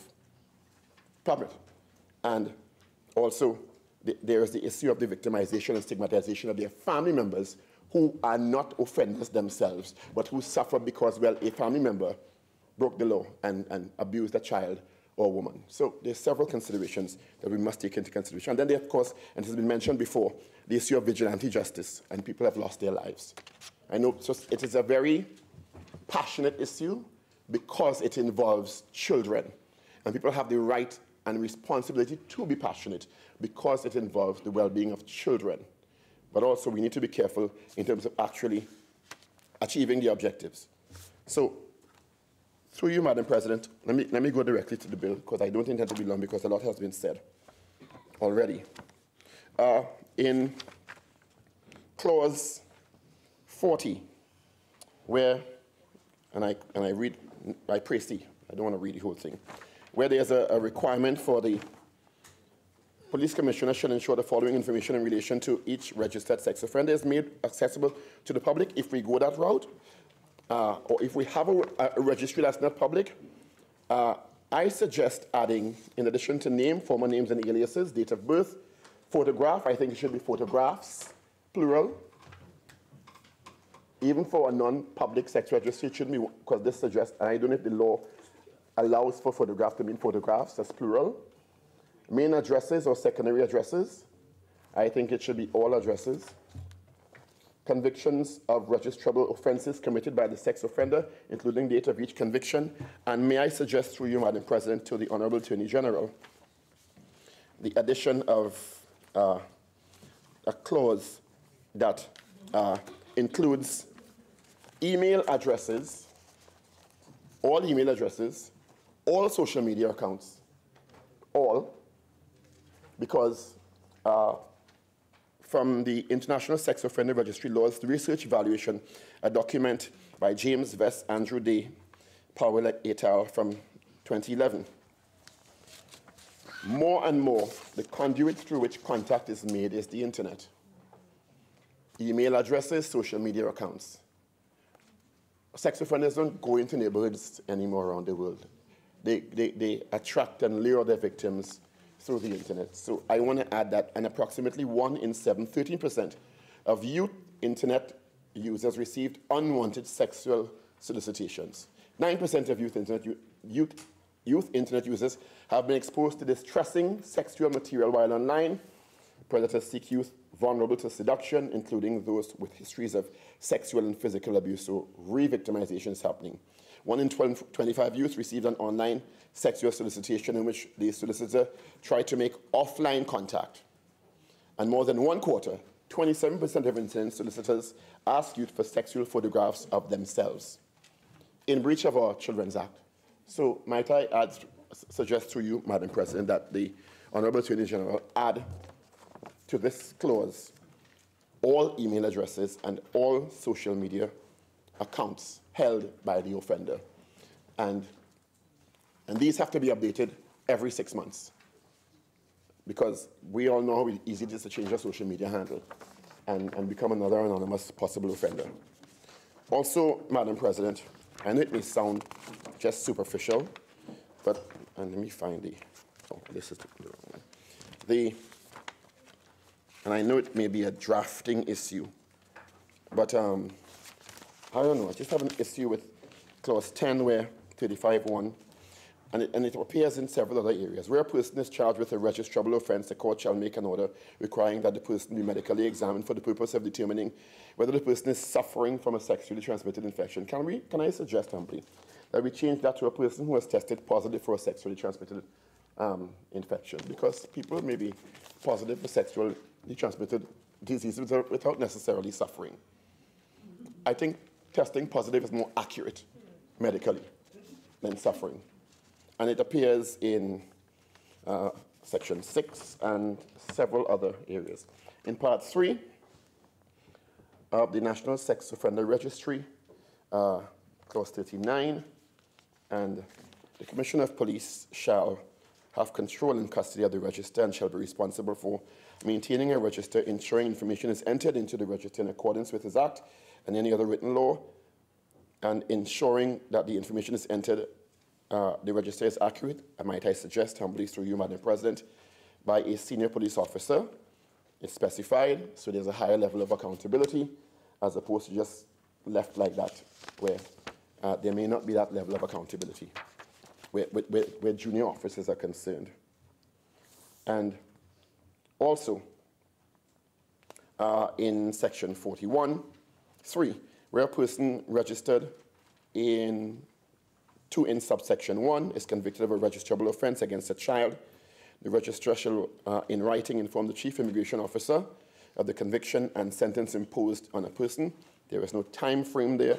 I don't know if it appears in some other part of the law or in the schedule, but I think there should be a time frame insisted upon here, because it is against a child, and we don't want to leave an open or lacuna where someone takes 2 weeks to do it, leaving children at risk. Also, the Chief Immigration Officer shall inform the Commissioner of Police of the name and secondary address of the sex offender referred to in subsection 1 within 48 hours. So you see there's a time frame here, but no time frame in the other part. That was my point. And in 45(1), a sex offender shall report to the police station nearest his main or secondary address within 7 calendar days of his discharge from prison as a psychiatric hospital where he's convicted by a court in Trinidad and Tobago. And it goes down to cite the 7 calendar days. And I just find there's an inconsistency. If this is a person who is a sexual offender and convicted, why is it not a shorter time frame? Why is 7 days being allowed? Why are 7 days being allowed to elapse when what is at stake is the security of children and their protection is of utmost importance? I wanted some clarification also, Honourable AG, on, let me get the correct clause. Clause 45, Part 8, where an acknowledgement referred to in subsection 7 shall bear the date, A, the date that the sex offender reported to the police station. B says the police station to which the sex reported. It may be a typo where it should say sex offender. It just says the police station to which the sex reported. And that doesn't read like it makes sense. So maybe there's an error there. It should be sex offender and it wasn't captured. Yes, so those are the specific amendments to the bill. As I said, I wasn't going to be long because a lot has been said already. Madam President, one of the important aspects of this is that there are particular presumptions about sex offenders. And because of the nature of the crimes involved, people tend to believe a lot of stuff that is false, sometimes much to all our detriments in terms of providing mechanisms for protecting children and communities. And I'll just quickly go through some of them so we have a clearer understanding. Facts about sex offenders from the same document, a sex registry study, 2018. And most men who commit sexual offenses do not know their victim. False, 90% of child victims know their offender. That gives us a sense of how we need to construct the law. Next, most sexual assaults are committed by someone of the same race as the victim. True, believe it or not, according to the American Indians in Crime Registry, 1999. Next, most child sex abusers use physical force or threat to gain compliance from their victims. False. In the majority of cases, abusers gain access to the victims through deception, enticement, now the internet, and seldom by force. It's a manipulation, a psychological manipulation. And the areas that we need to really protect are schoolyards and playgrounds in particular. The other issue, and I'm going to go back to the issue of the option that may be available to us, where those who submit themselves for evaluation in a complete and comprehensive mandatory restorative justice system within the prison system and even after persons have served their time. Because as I said before, I don't believe the debt to society has been served just by serving their time in prison. I think generally all serious crimes, inclusive of sexual offenses, need to fall into this protocol where there's a mandatory assessment and reporting period of the offender even after he or she has left the prison service. And one of the options that should be made, I suggest should be made available to offenders is the issue of the option of subjecting themselves to electronic monitoring as opposed to being on a registered list. So that, and I know a committee is looking at a pilot project regarding that now, but if an offender really wants to show that, well, I don't want to be on this list because it will damage my opportunity for work, it will stigmatize my family, etc. Well, and you don't intend to offend again, they put electronic monitoring based on you for a certain level of time, so the police know where you are, and law enforcement can take action if you go within a certain amount of meters of a school, etc. So that option, through you, Madam President, to the Attorney General, may be an option that may be included in lieu of the person being mandatorily put on a national public sex registry, which, as I said before, has proven not to work around the world. You know, so it's important that we look at our options in the interest of satisfying, as Senator Hosein said, all the competing interests. And I lean heavily on the rights of children and vulnerable groups, as opposed to thinking it's a balancing act between the rights of the offender, because the offender has offended and is on the lower end of my consideration anyway. I can only speak for myself when it comes to that critical debate that we are engaging in here.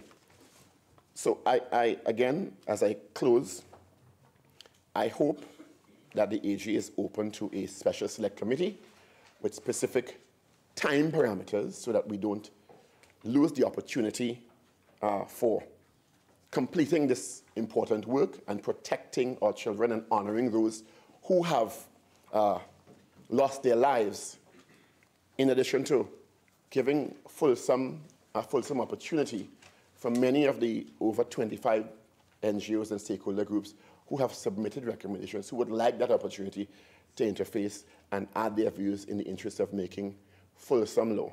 And in closing, might I stress again, we need to think past only this important issue to all serious crimes where our restorative justice system is severely lacking in Trinidad and Tobago. There's talk about rehabilitation in the nation's prisons. No one can be rehabilitated, and I've spoken on this before, in those dungeons. No one. Let's not kid ourselves. Nobody could go in, Port of Spain or Golden Grove and come out better for it under those conditions. No proper rehabilitation or restorative justice system can be administered under those conditions. No proper restorative justice system can be inconsistently administered. And it doesn't end when the person serves their time. It has to be an assessment as the person is about to be released by competent authorities who will say, we assess this person is on the way to rehabilitation. It has to continue after the offender is in society at regular periods. He or she has to submit and subject him or herself to prove to society that not only have you served your time, but you are doing the work necessary for proper reintegration and to be a productive member of society. Other than that, we just, as we see in Trinidad and Tobago, spinning top in mud. And we're not going to get very far, and more people are going to be left at risk. And we will continue to have these abhorrently high recidivism rates in Trinidad and Tobago because of these ongoing issues. And with those few words, Madam President, I thank you very much for the opportunity. Minister of Agriculture, Land and Fisheries. Madam President, I thank you for the opportunity to speak on this very important bill, the Sexual Offences Amendment Bill 2019. And in particular, Madam President, the opportunity to speak on Clause 12.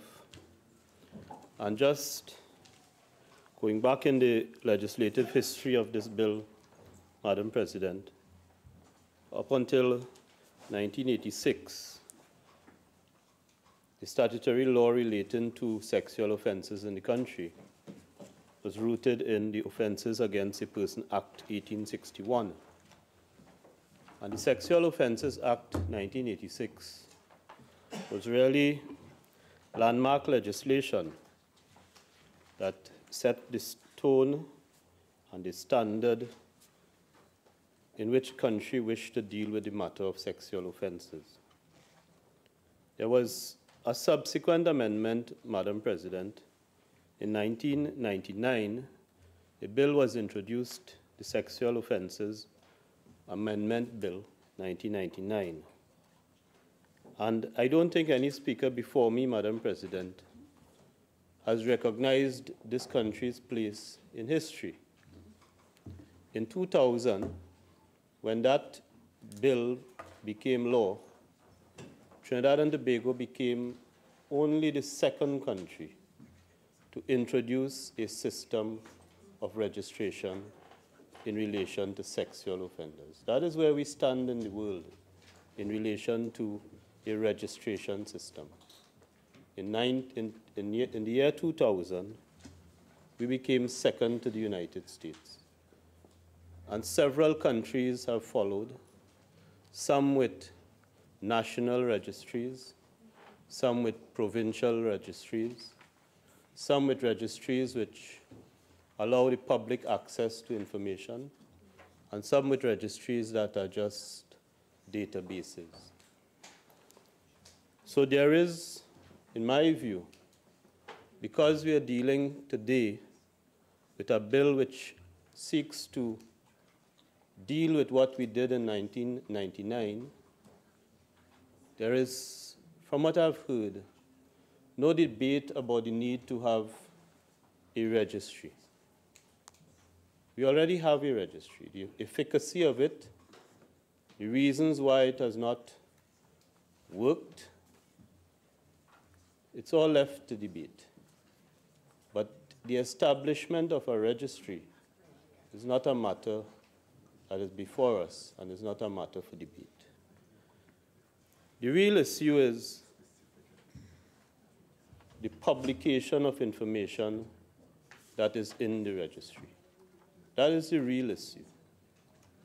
And just as the legislators in 1999 and 2000 were called upon to do something that is landmark, we are called upon to do something that is landmark in debating this bill, but it's not an easy matter. I've listened to all the contributions, and it is not an easy matter.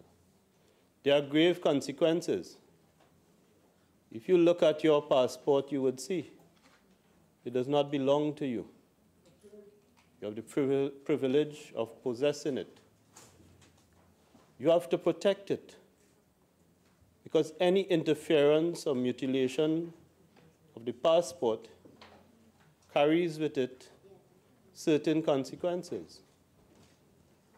And what we are being asked to do in this legislation is to provide for the chief immigration officer to make an entry in the passport. And as Senator Choate has rightly pointed out, in our society, a passport is used for many reasons. In fact, you'd be surprised to know that many Americans did not have a passport until it became a requirement for travel out into other countries.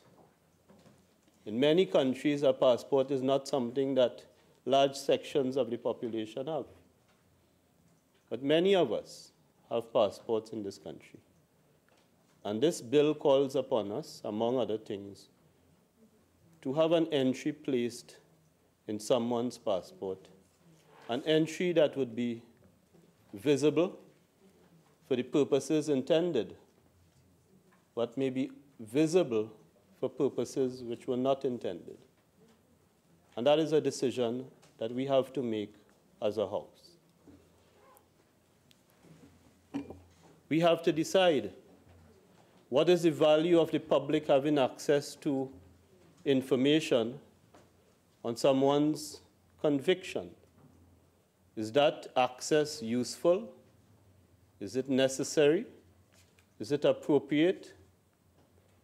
And does the access outweigh the consequences to the individual of having information on his or her conviction a matter for the public? There are a lot of emotions, of course, when we talk about sexual offenses. And even more emotions when we talk about sexual offenses as they relate to children. And why do we feel that way when it comes to children? When we debated what is known as the Child Marriage Bill, in that contribution, I made one particular point that I hope did not go unnoticed. I said, I would like to see us revisit the sexual offenses law in this country and address directly offenses committed by persons who are in a position of trust in relation to children. Specific offenses. And that is because when you look at the cases and when you look at judgments in relation to offenses, sexual offenses in relation to children, you would see that issue of trust coming up. And the children of this country now and those in the future have placed today their trust in us because they are not capable of protecting themselves as yet. And would this registry protect our children as it will protect our adults? And do we have an obligation in pursuit of the protection of children of this country to make the conviction of sexual offenders a matter of public knowledge? Madam President, on Sunday morning at a function, I signaled one particular issue that I intended to talk about, and that is the issue of incest. But before I go there, let me say this. When you read the cases, when you read the judgments, if you pick up any two judgments on sexual offenses in relation to children in this country, there are common characteristics. And I could share them very quickly with you. I don't want to revisit the crimes by referring to the parties. But for the record, I will just say, Criminal Appeal number 14 of 2010. And none of us can ignore the similar facts across sexual offenses in Trinidad and Tobago as it relates to children.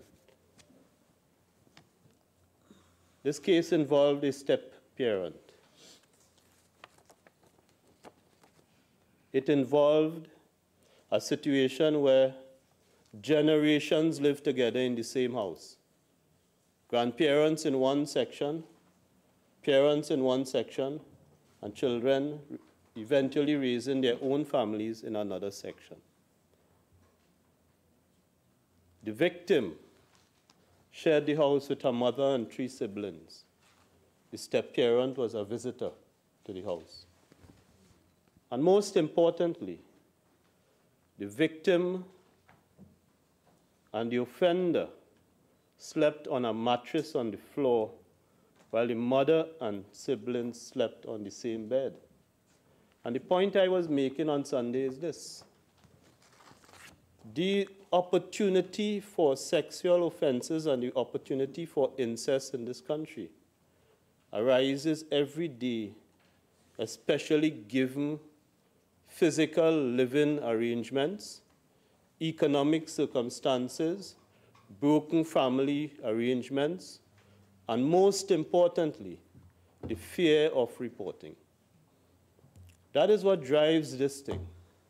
And the point I was making on the weekend is that when you look at incest in particular, the data has shown, ending with a report presented publicly by Professor Rhoda Reddock last year, April 2018, where she highlighted this issue of underreporting. And it is endemic in rural communities because of the structure, because of the economic circumstances of many mothers having to depend on a male breadwinner in the family, having to depend on male step-parents in the family, and having to leave the living arrangements undisturbed in order to protect the family. And the point I was making is that if we go behind the system, and if we have a system where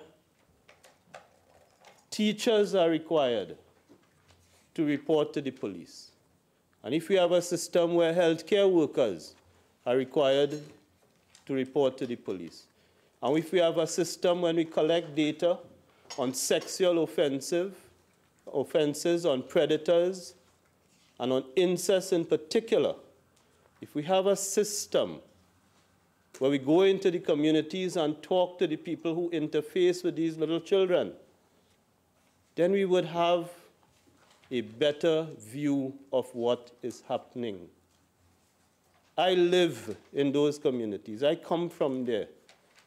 And all my life, I've lived around incest, predators, and a pervasiveness of sexual offenses, which are facilitated by a culture of not reporting, of feeling embarrassed, of feeling the need to protect, and most importantly, of having to feed a family. And this first case, like many others, involves a threat to kill if you tell anybody. And this case only came to light because of a very observant school principal. And on many occasions, it is the school that is bringing the matters to the authorities. So that we should not be trying to keep things away from the public. We should not perpetuate a culture of hiding offenders. We should be presenting to the public the truth. And we have an obligation in this parliament to decide. I can't tell you how to vote and I can't tell you how to think. But I believe that the more information that is available on convicted sex offenders in this country, the better prepared we are in our communities to deal with the situation.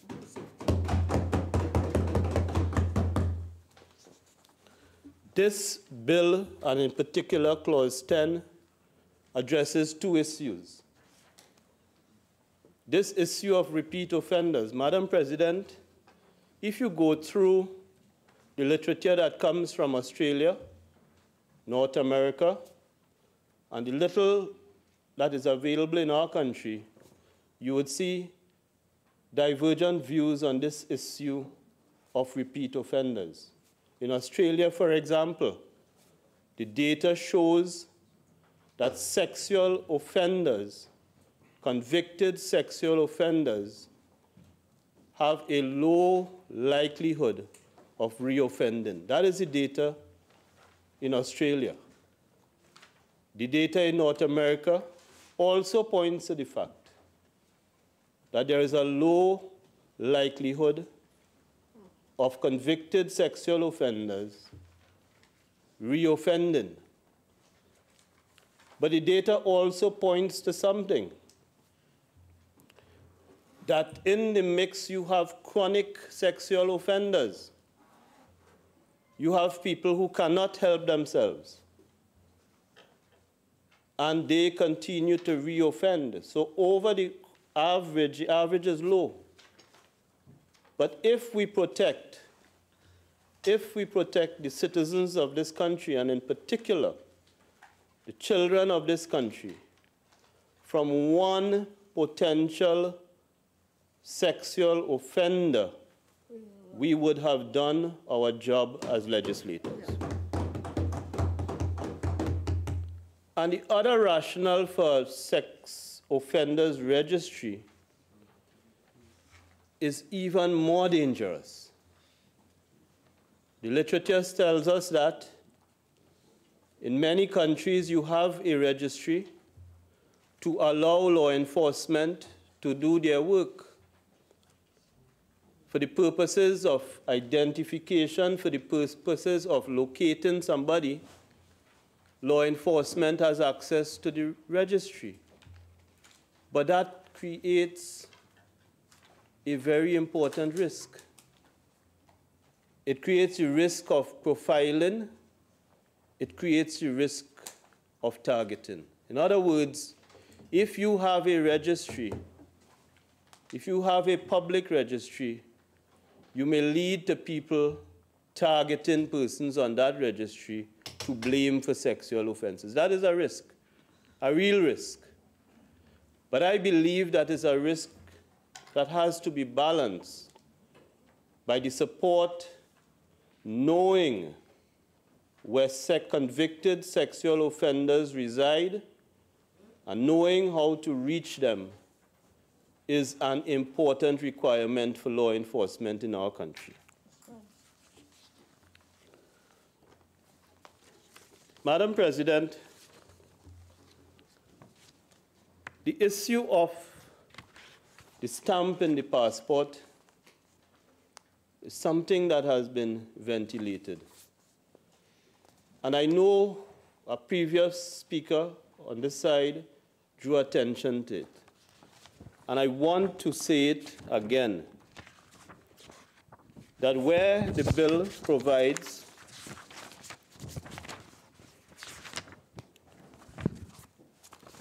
at the proposed 41(3) for a person convicted of a registrable offense of the information to be provided to the Chief Immigration Officer, that is where the registrable offense is against a child. That is where a registrable offense is against a child. So this is not broad. This targets a specific type of offense and a specific risk. And not for one moment I want anybody to feel that this is something new that will prevent somebody from entering another country. The fact is, every sovereign state has the opportunity to refuse entry to anybody it desires to refuse entry to. But you'd be surprised to know that in the United States and Canada, you focus on the impact of a stamp in a passport in relation to a sexual offense against a child, a conviction for it, not an allegation. But if you go to the immigration websites for Canada and for the United States, you will see that if you have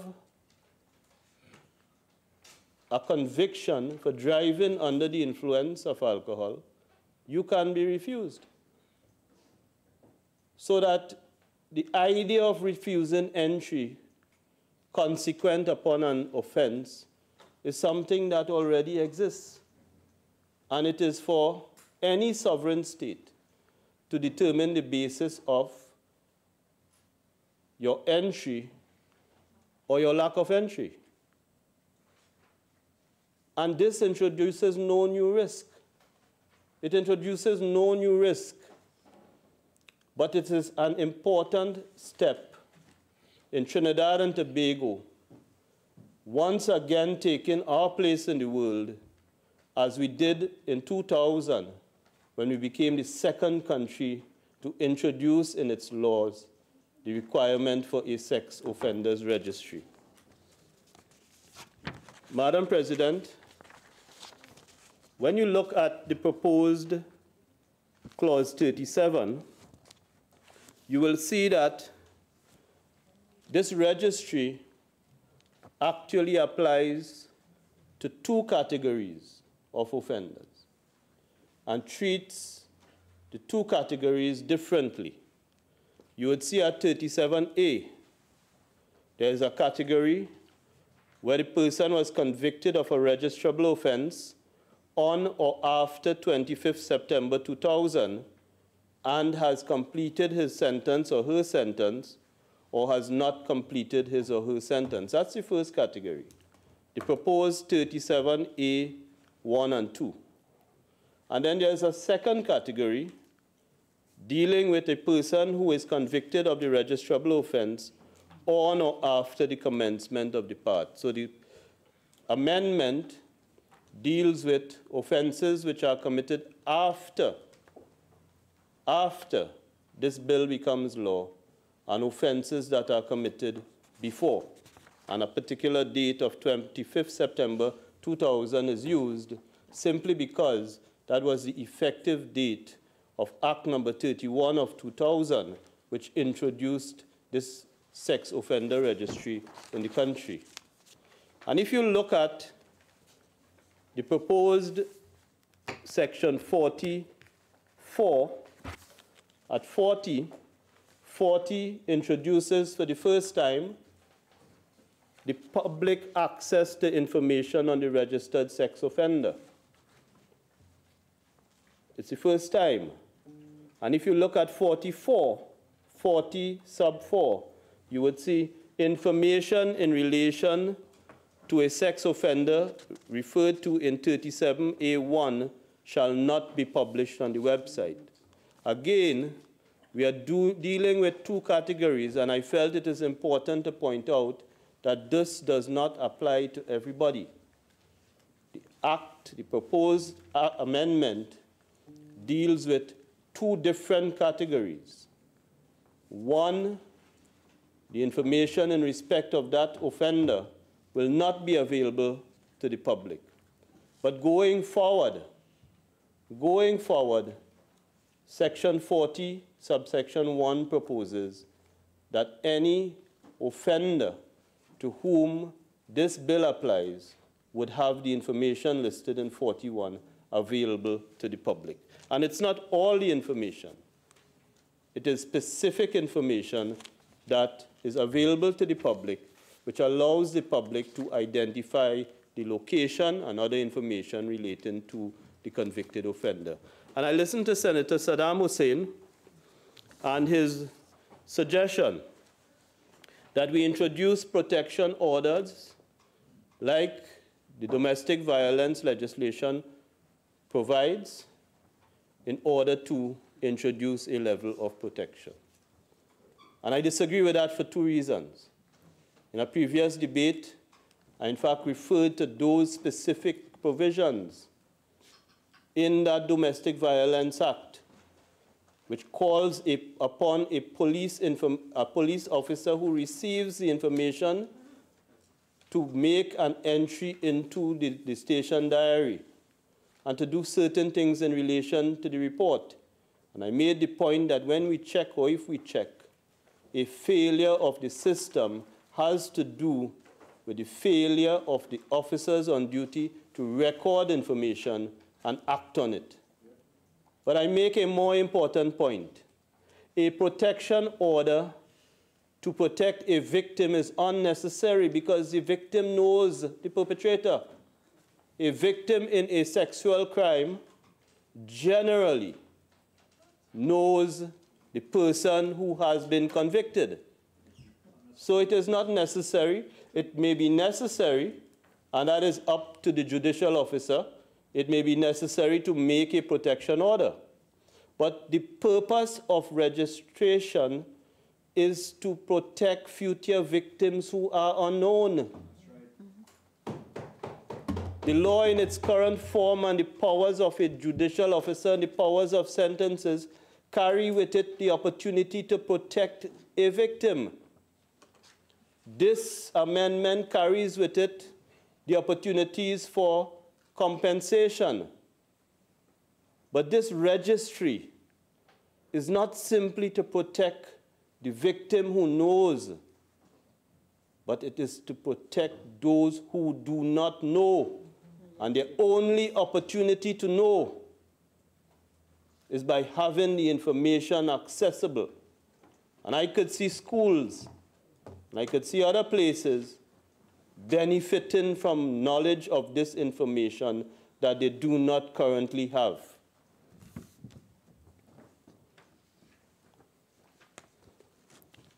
I followed Senator Choate, in particular, two matters which were raised. The need to identify the registrable offenses and not paint a broad brush, and I believe the AG will address that matter. But we have to be careful. We have to be careful in cherry picking at this stage. There's virtue in it, but we have to be very careful in cherry picking the offenses which are registrable and the ones which are not. And on the issue of letting the judge decide as part of sentencing whether or not a convicted offender's information becomes public, I do not think as a parliament we should leave that to the sentencing officer. I think we have a responsibility here in saving the judicial officer from having to. The judicial officer has other discretions in sentencing. The judicial officer has other things that could be done.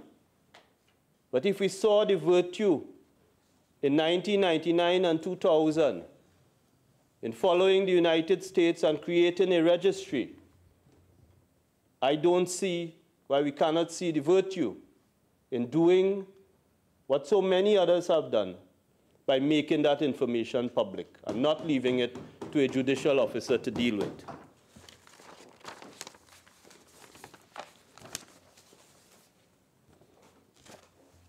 Madam President,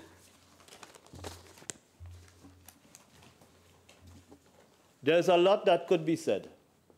There's a lot that could be said, but this, as I said, is not a matter that has been extremely contentious.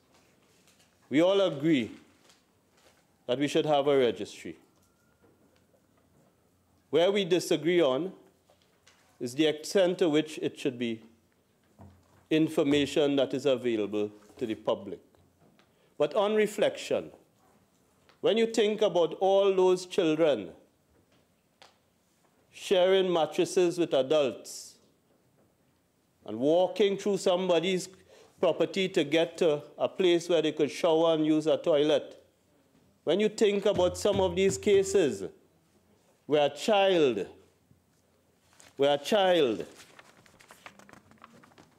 Criminal Appeal 23 of 2009, when a child getting ready for school and was dressed only in a towel just returned from the bathroom, had to deal with a parent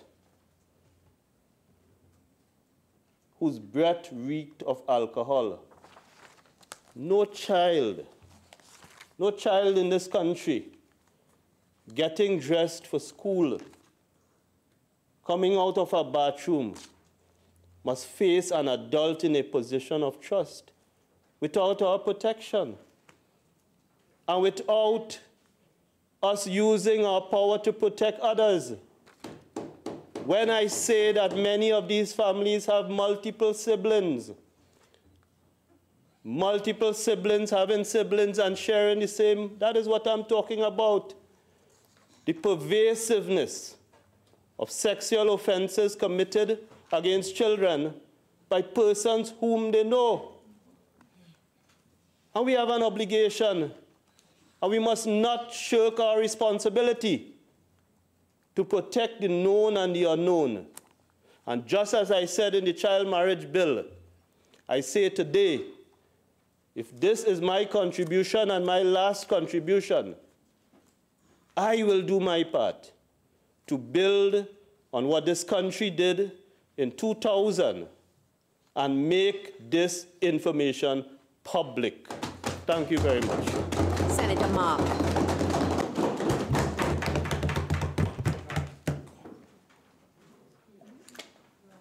Thank you. Thank you very much, Madam President.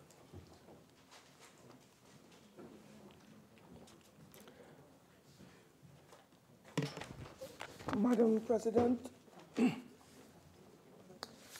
I rise to make my contribution to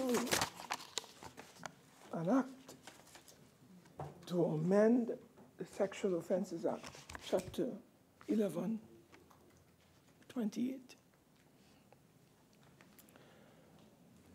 In doing so, I want to share with you an essay, a quote from an essay written by one Cesare Beccaria. He wrote an essay in 1742 entitled Crimes and Punishments. And on page 23 of this essay, he left this with us. If punishments be very severe, men are naturally led to the perpetration of other crimes to avoid the punishment due to the first. The countries and times most notorious for severity of punishments were always those in which the most bloody and inhuman actions and the most atrocious crimes were committed. For the hand of the legislator and the assassin were directed by the same spirit of ferocity. Madam President, I want to share with you a little excerpt from the World Health Organization report entitled The World Report on Violence and Health of 2002. And in that report, Madam President, I just want to quote briefly for you and for our colleagues here what Nelson Mandela, in the foreword to this report, had to say, and I quote, "We owe our children, the most vulnerable citizens in any society, a life free from violence and fear.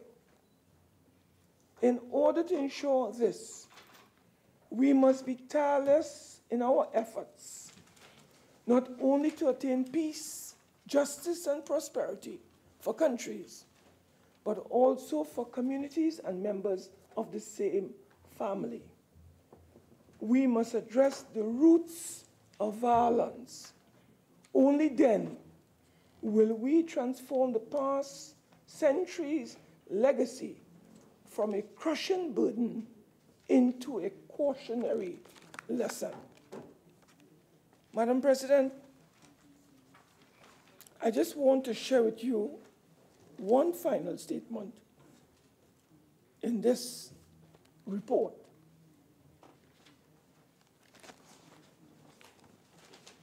And it says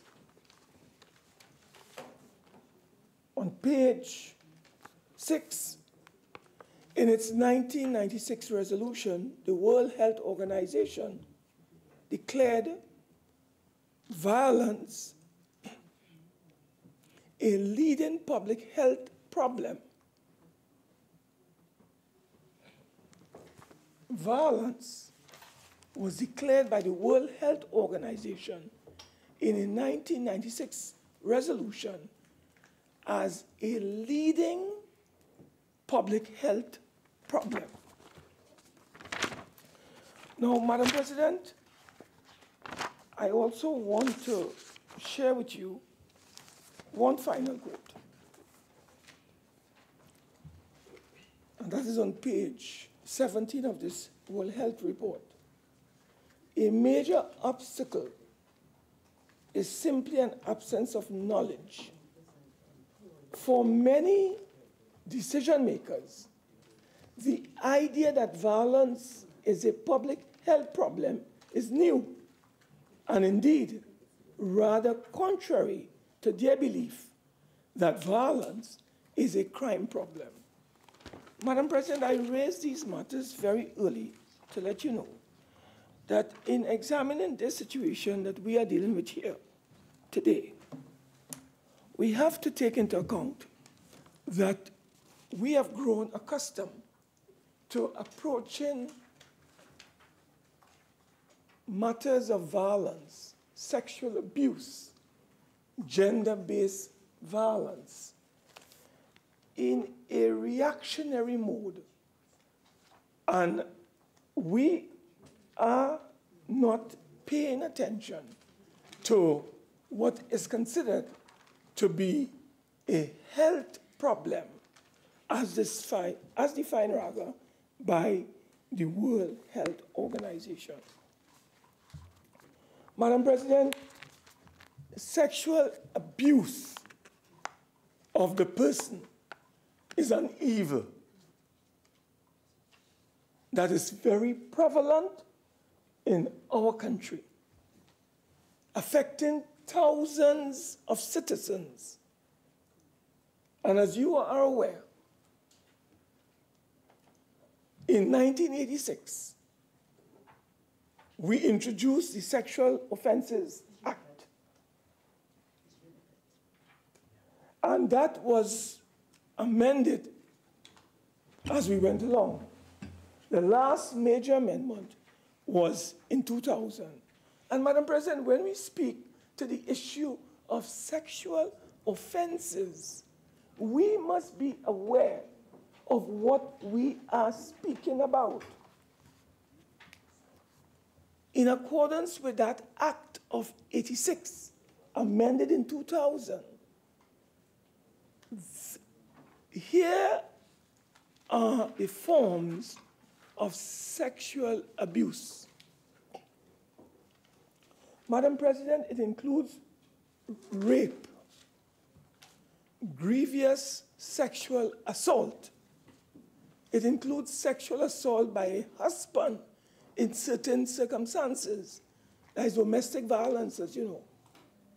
It also includes sexual intercourse with a female under 14.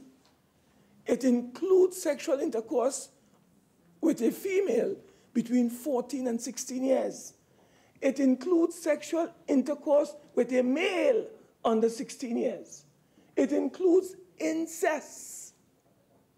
Madam President, buggery, bestiality, indecent assault, serious indecency, among others, Madam President. Madam President,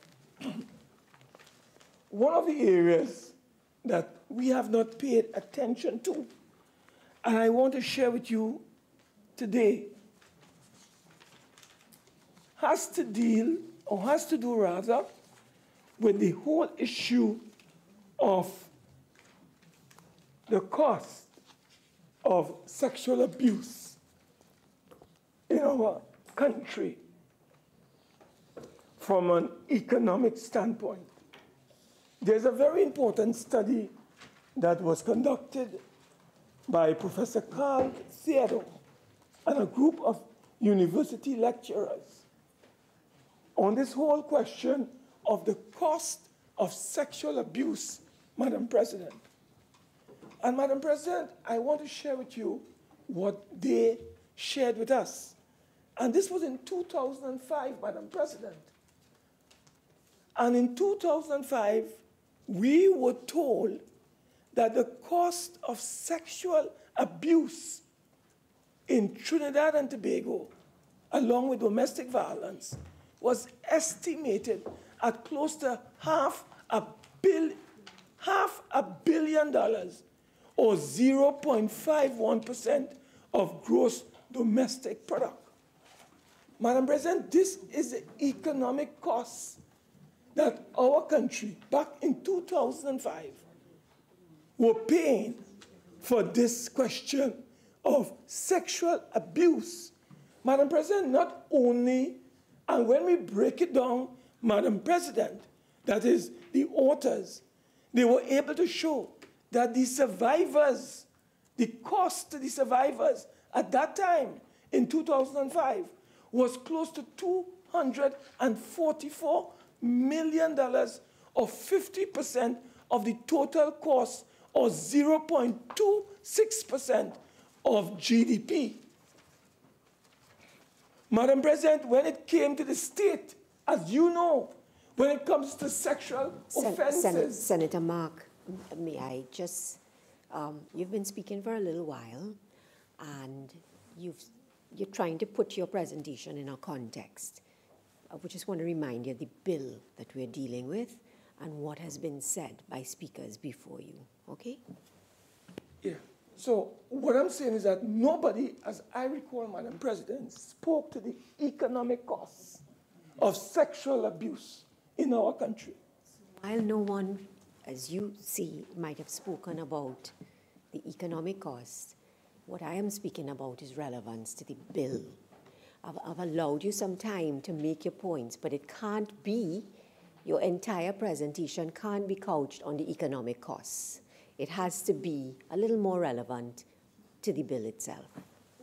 You anticipated me, which is a violation of the standing orders.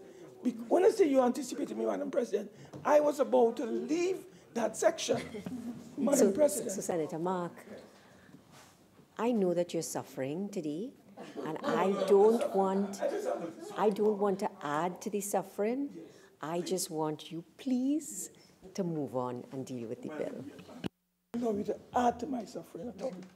Madam President, let me just indicate that, first of all, in addition to what I've said, I would like to indicate to this Honorable House and Senate that the Attorney General, in his contribution, made reference to several players that he discussed and consulted with on this bill. And I honestly believe, Madam President, it might have been a genuine oversight on the part of the Attorney General since July of last year to the present time, not to have consulted with the survivors and the players who are involved directly with this issue of sexual abuse, sexual violence, gender-based violence. And, Madam President, we have a lot to say today on this matter. I'm coming to that bill.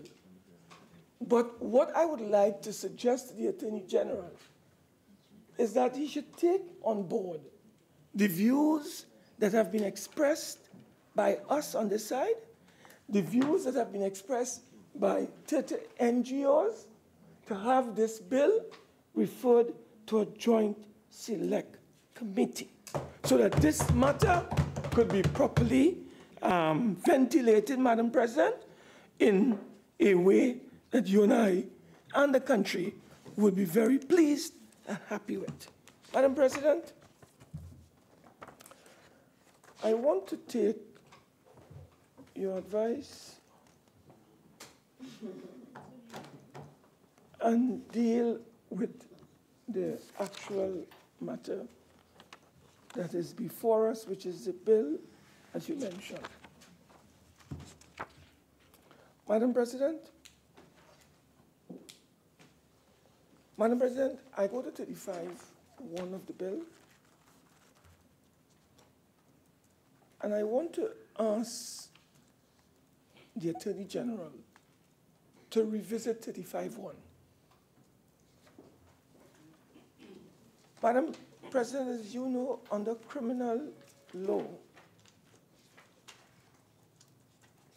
a person is innocent until he or she is proven guilty.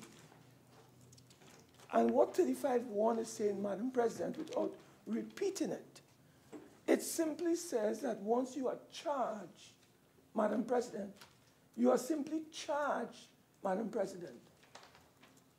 You are not convicted. You are not found guilty.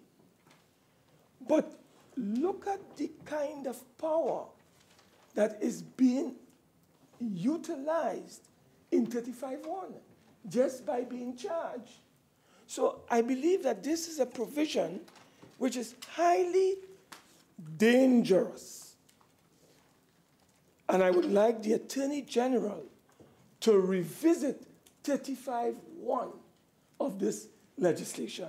Maybe he meant, Madam President, instead of saying where a person is charged, he wanted to say where a person has been found guilty and not charged. So I would like that to be looked at, Madam President. Madam President, we go to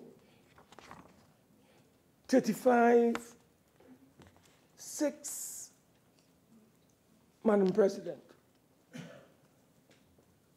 Again, I am no criminal lawyer, but these are criminal matters that we are dealing with in terms of indictable offenses.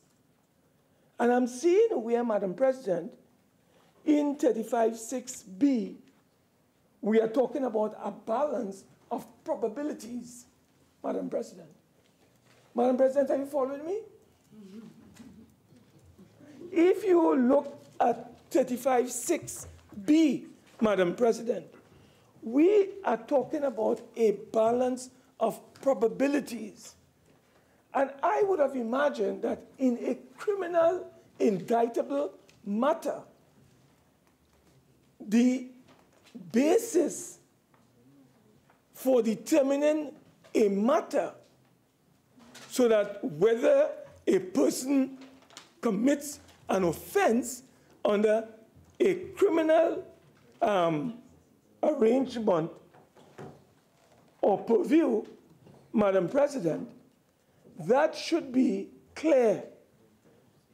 It should be beyond any shadow of a doubt or beyond any reasonable doubt. So I'm asking the Attorney General to look at this provision where he talks about balance of probabilities and revisit this particular section. So that is another amendment that we are going to suggest that the Attorney General examine, Madam President. Madam President, the matter of the sex offender register, which a lot of people have spoken about, I just wanted to indicate, Madam President, that the United States legislation on this whole matter is captured under Public Law number 109 of 248. And Madam President, in this particular law, I want to advise the Attorney General that we can probably look at putting an amendment because, Madam President, as you know, there are pros and cons. There are people who are for and against this registry being made public. And this is why we would like to support the view that it be trashed out at the level of a joint select committee, Madam President.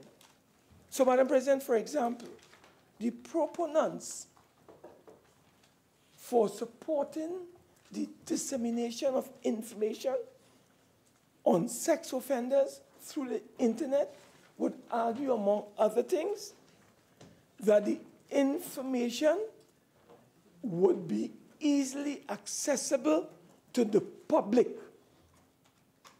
and therefore that should be a positive.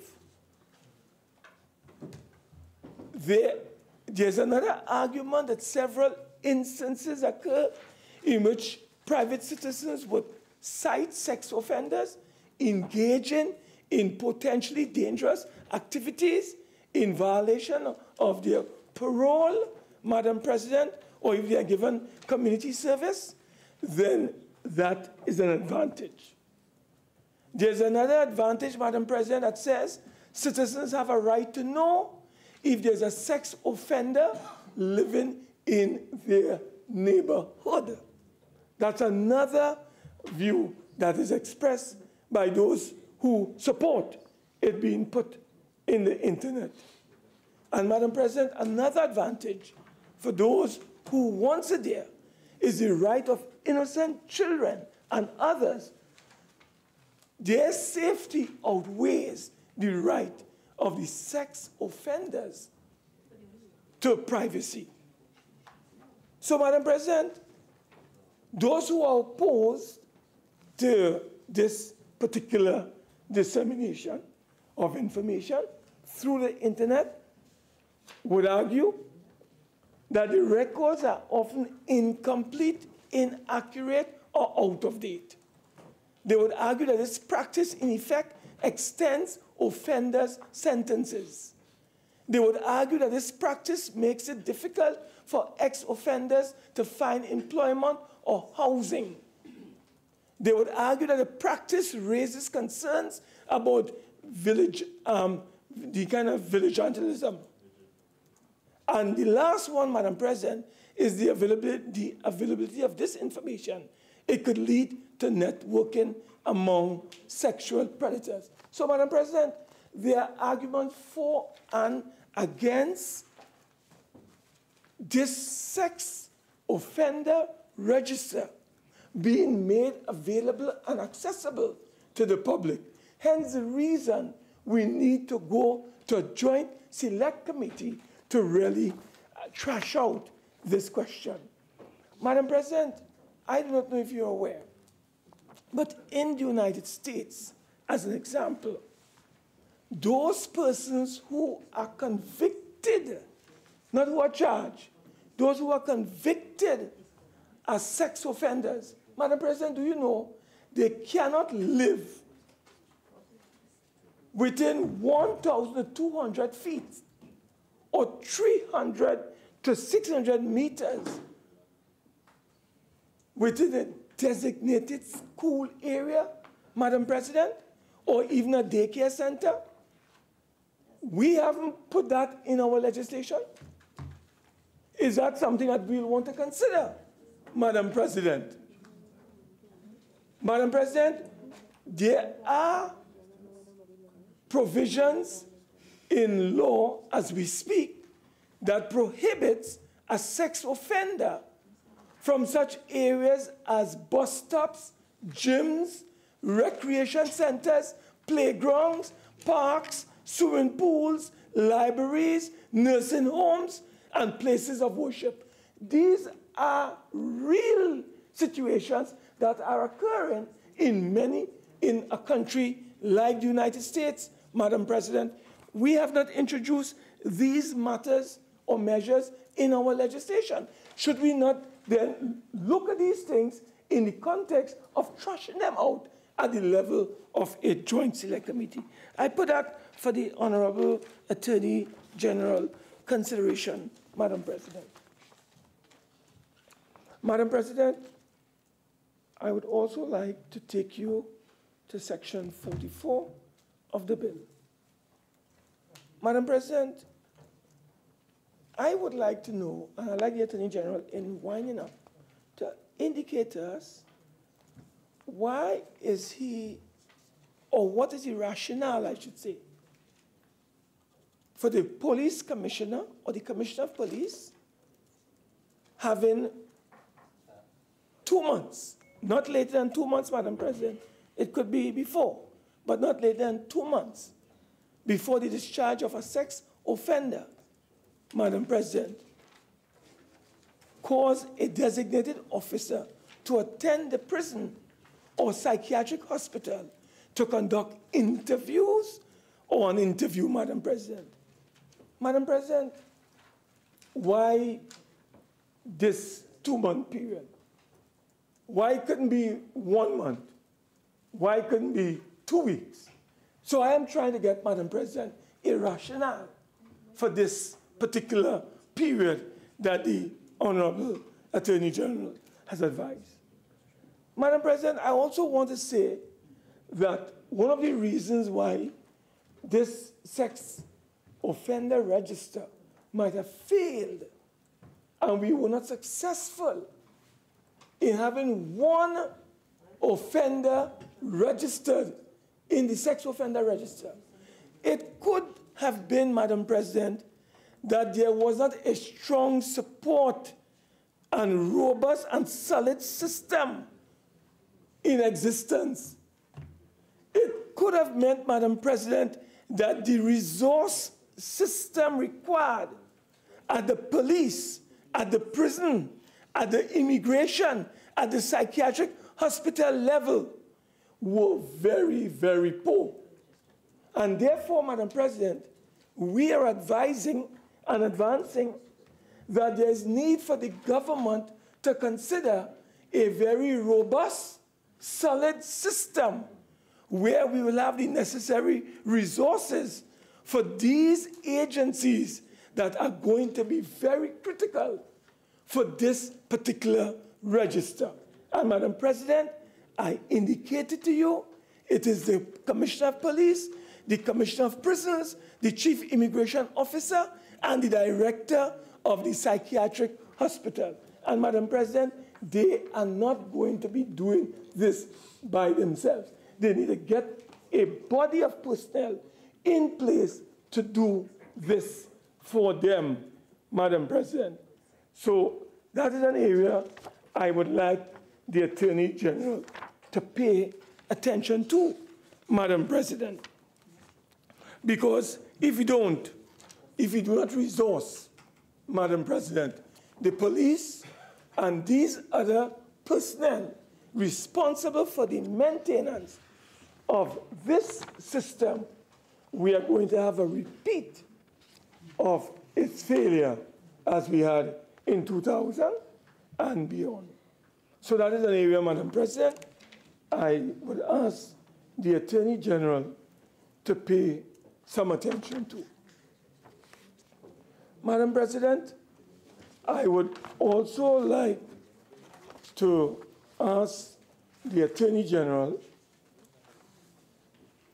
when we look at Section 56 of the legislation, Madam President, 56 sub 2, or clause 56 sub clause 2, I would ask the Attorney General that this resolution that is being advanced be subject to an affirmative, should be subject to an affirmative resolution, Madam President.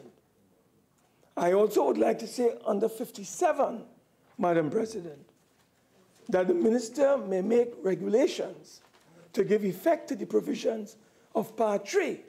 Again, I would ask the Attorney General to keep the Parliament apprised of what is taking place with this legislation. So I'm suggesting an amendment that it should be subject to an affirmative resolution of the both houses of Parliament. Madam President, the last amendment to the Sexual Offensive Act was in 2000. We are now in 2019. 2012, right? Thanks, Honorable Attorney General. 2012. The last one was in 2012. But, Madam President, what I want to advise the Attorney General to consider, I have seen it in the Jamaican legislation, and I think it's a very progressive and innovative approach where the Parliament does a continuous review of its work. We want to see, Madam President, how effective our legislation has been in terms of its operation and its outcome. In this regard, I am suggesting for the Attorney General consideration that we include a new provision in this legislation which reads that this act shall be reviewed from time to time by a committee of both houses of Parliament appointed for that purpose, and that the first review shall be conducted not later than 3 years after the commencement of this act. The Parliament must have responsibility for oversight of legislation when it passes. And it must not just gather dust on the shelves without us having a say, Madam President, in the way forward.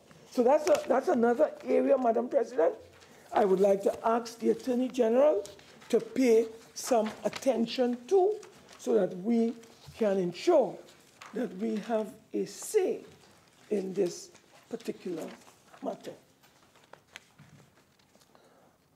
Madam President, the Attorney General did not pay attention to the whole question of prevention and rehabilitation and restoration. Madam President, whilst our legislation and our jurisprudence does not follow the American experience, I must tell you I was impressed with the American approach to this matter of sexual abuse of children in particular. Madam President, in this legislation, which I would want to ask the Attorney General to pay attention to, there are provisions in the legislation to deal with rehabilitation, to deal with restoration, to deal with prevention. All of these things are in the United States legislation. So it is not only punitive, Madam President, but it is also rehabilitative. And I would like the Attorney General, Madam President, to look at this very carefully. So, Madam President, the FBI is responsible for making sure the internet system is there for the public to access it, and they are also responsible for the register. But you know what the United States government also did? They established an office of sex offender sentencing, monitoring, apprehending, registering, and tracking. It's called the SMART Office. And it has a director. So it is not the police commissioner alone being responsible. There's an office that is going to track these things, Madam President. And Madam President, resources are allocated to NGOs in this legislation in the United States. And resources are allocated to law enforcement in order to make sure that this piece of legislation works, Madam President. And this is the weakness I see in our legislation here today. Madam President, you would agree with me that for us to tackle violence in this land, and this is gender-based violence that we are dealing with here. Madam President, the same framework I outlined to you and this honorable parliament some time ago, it remains relevant. You have to prevent crime. You have to detect crime. You have to convict persons when you catch them of the crime. And you also have to rehabilitate. Madam President, you must have a comprehensive and holistic approach to solving problems of violence in our country. But what we get from this piece of legislation, it is a one-sided approach, Madam President. And this is why I believe that the Honorable Attorney General would do well for us to get together. Senator Mark, you have 5 more minutes, and may I urge you in those 5 minutes to tighten your contribution. Yes, thank you very much, Madam President. Madam President, I want to urge the Attorney General, through your good self, to really take a comprehensive and holistic approach to what we are doing here today and take on board the views that have been expressed by the various stakeholders in this matter. Madam President, as I said, we have gotten views from a number of stakeholders, and I want to ask the Attorney General to pay attention to what these stakeholders have been saying and have said about what we can do to strengthen the legislation. And they have recommended, Madam President, a number of areas that we can use and we can actually suggest to strengthen the legislation.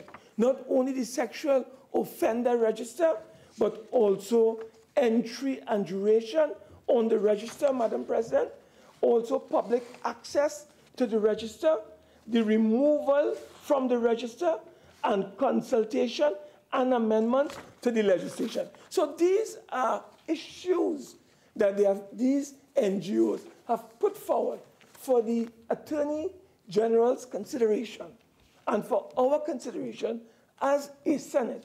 And I believe, Madam President, we want to make good law. We want to make good legislation and pass good legislation at the end of the process. And we are willing to work with the Attorney General and the government through a joint select committee to make this thing happen. And we would like him to consider, as I wind down my contribution, Madam President, to send this matter to a joint select committee so we can all have our input, where we can invite the 30 joint non-governmental organizations to this joint select committee, let them put forward their views. So, Madam President, when we bring law, at the end of the day, you as president, we as legislators, the country, the stakeholders, the survivors, the providers, the advocates would all be happy to ensure, Madam President, that we have good legislation in our country, which we are all committed to. I thank you very much, Madam President. Honourable Senators, at this juncture, we will suspend the sitting and we will return at 5 p.m. When we resume at when we resume at 5 p.m., Senator Dylan Remy will begin her contribution. Thank you, Madam.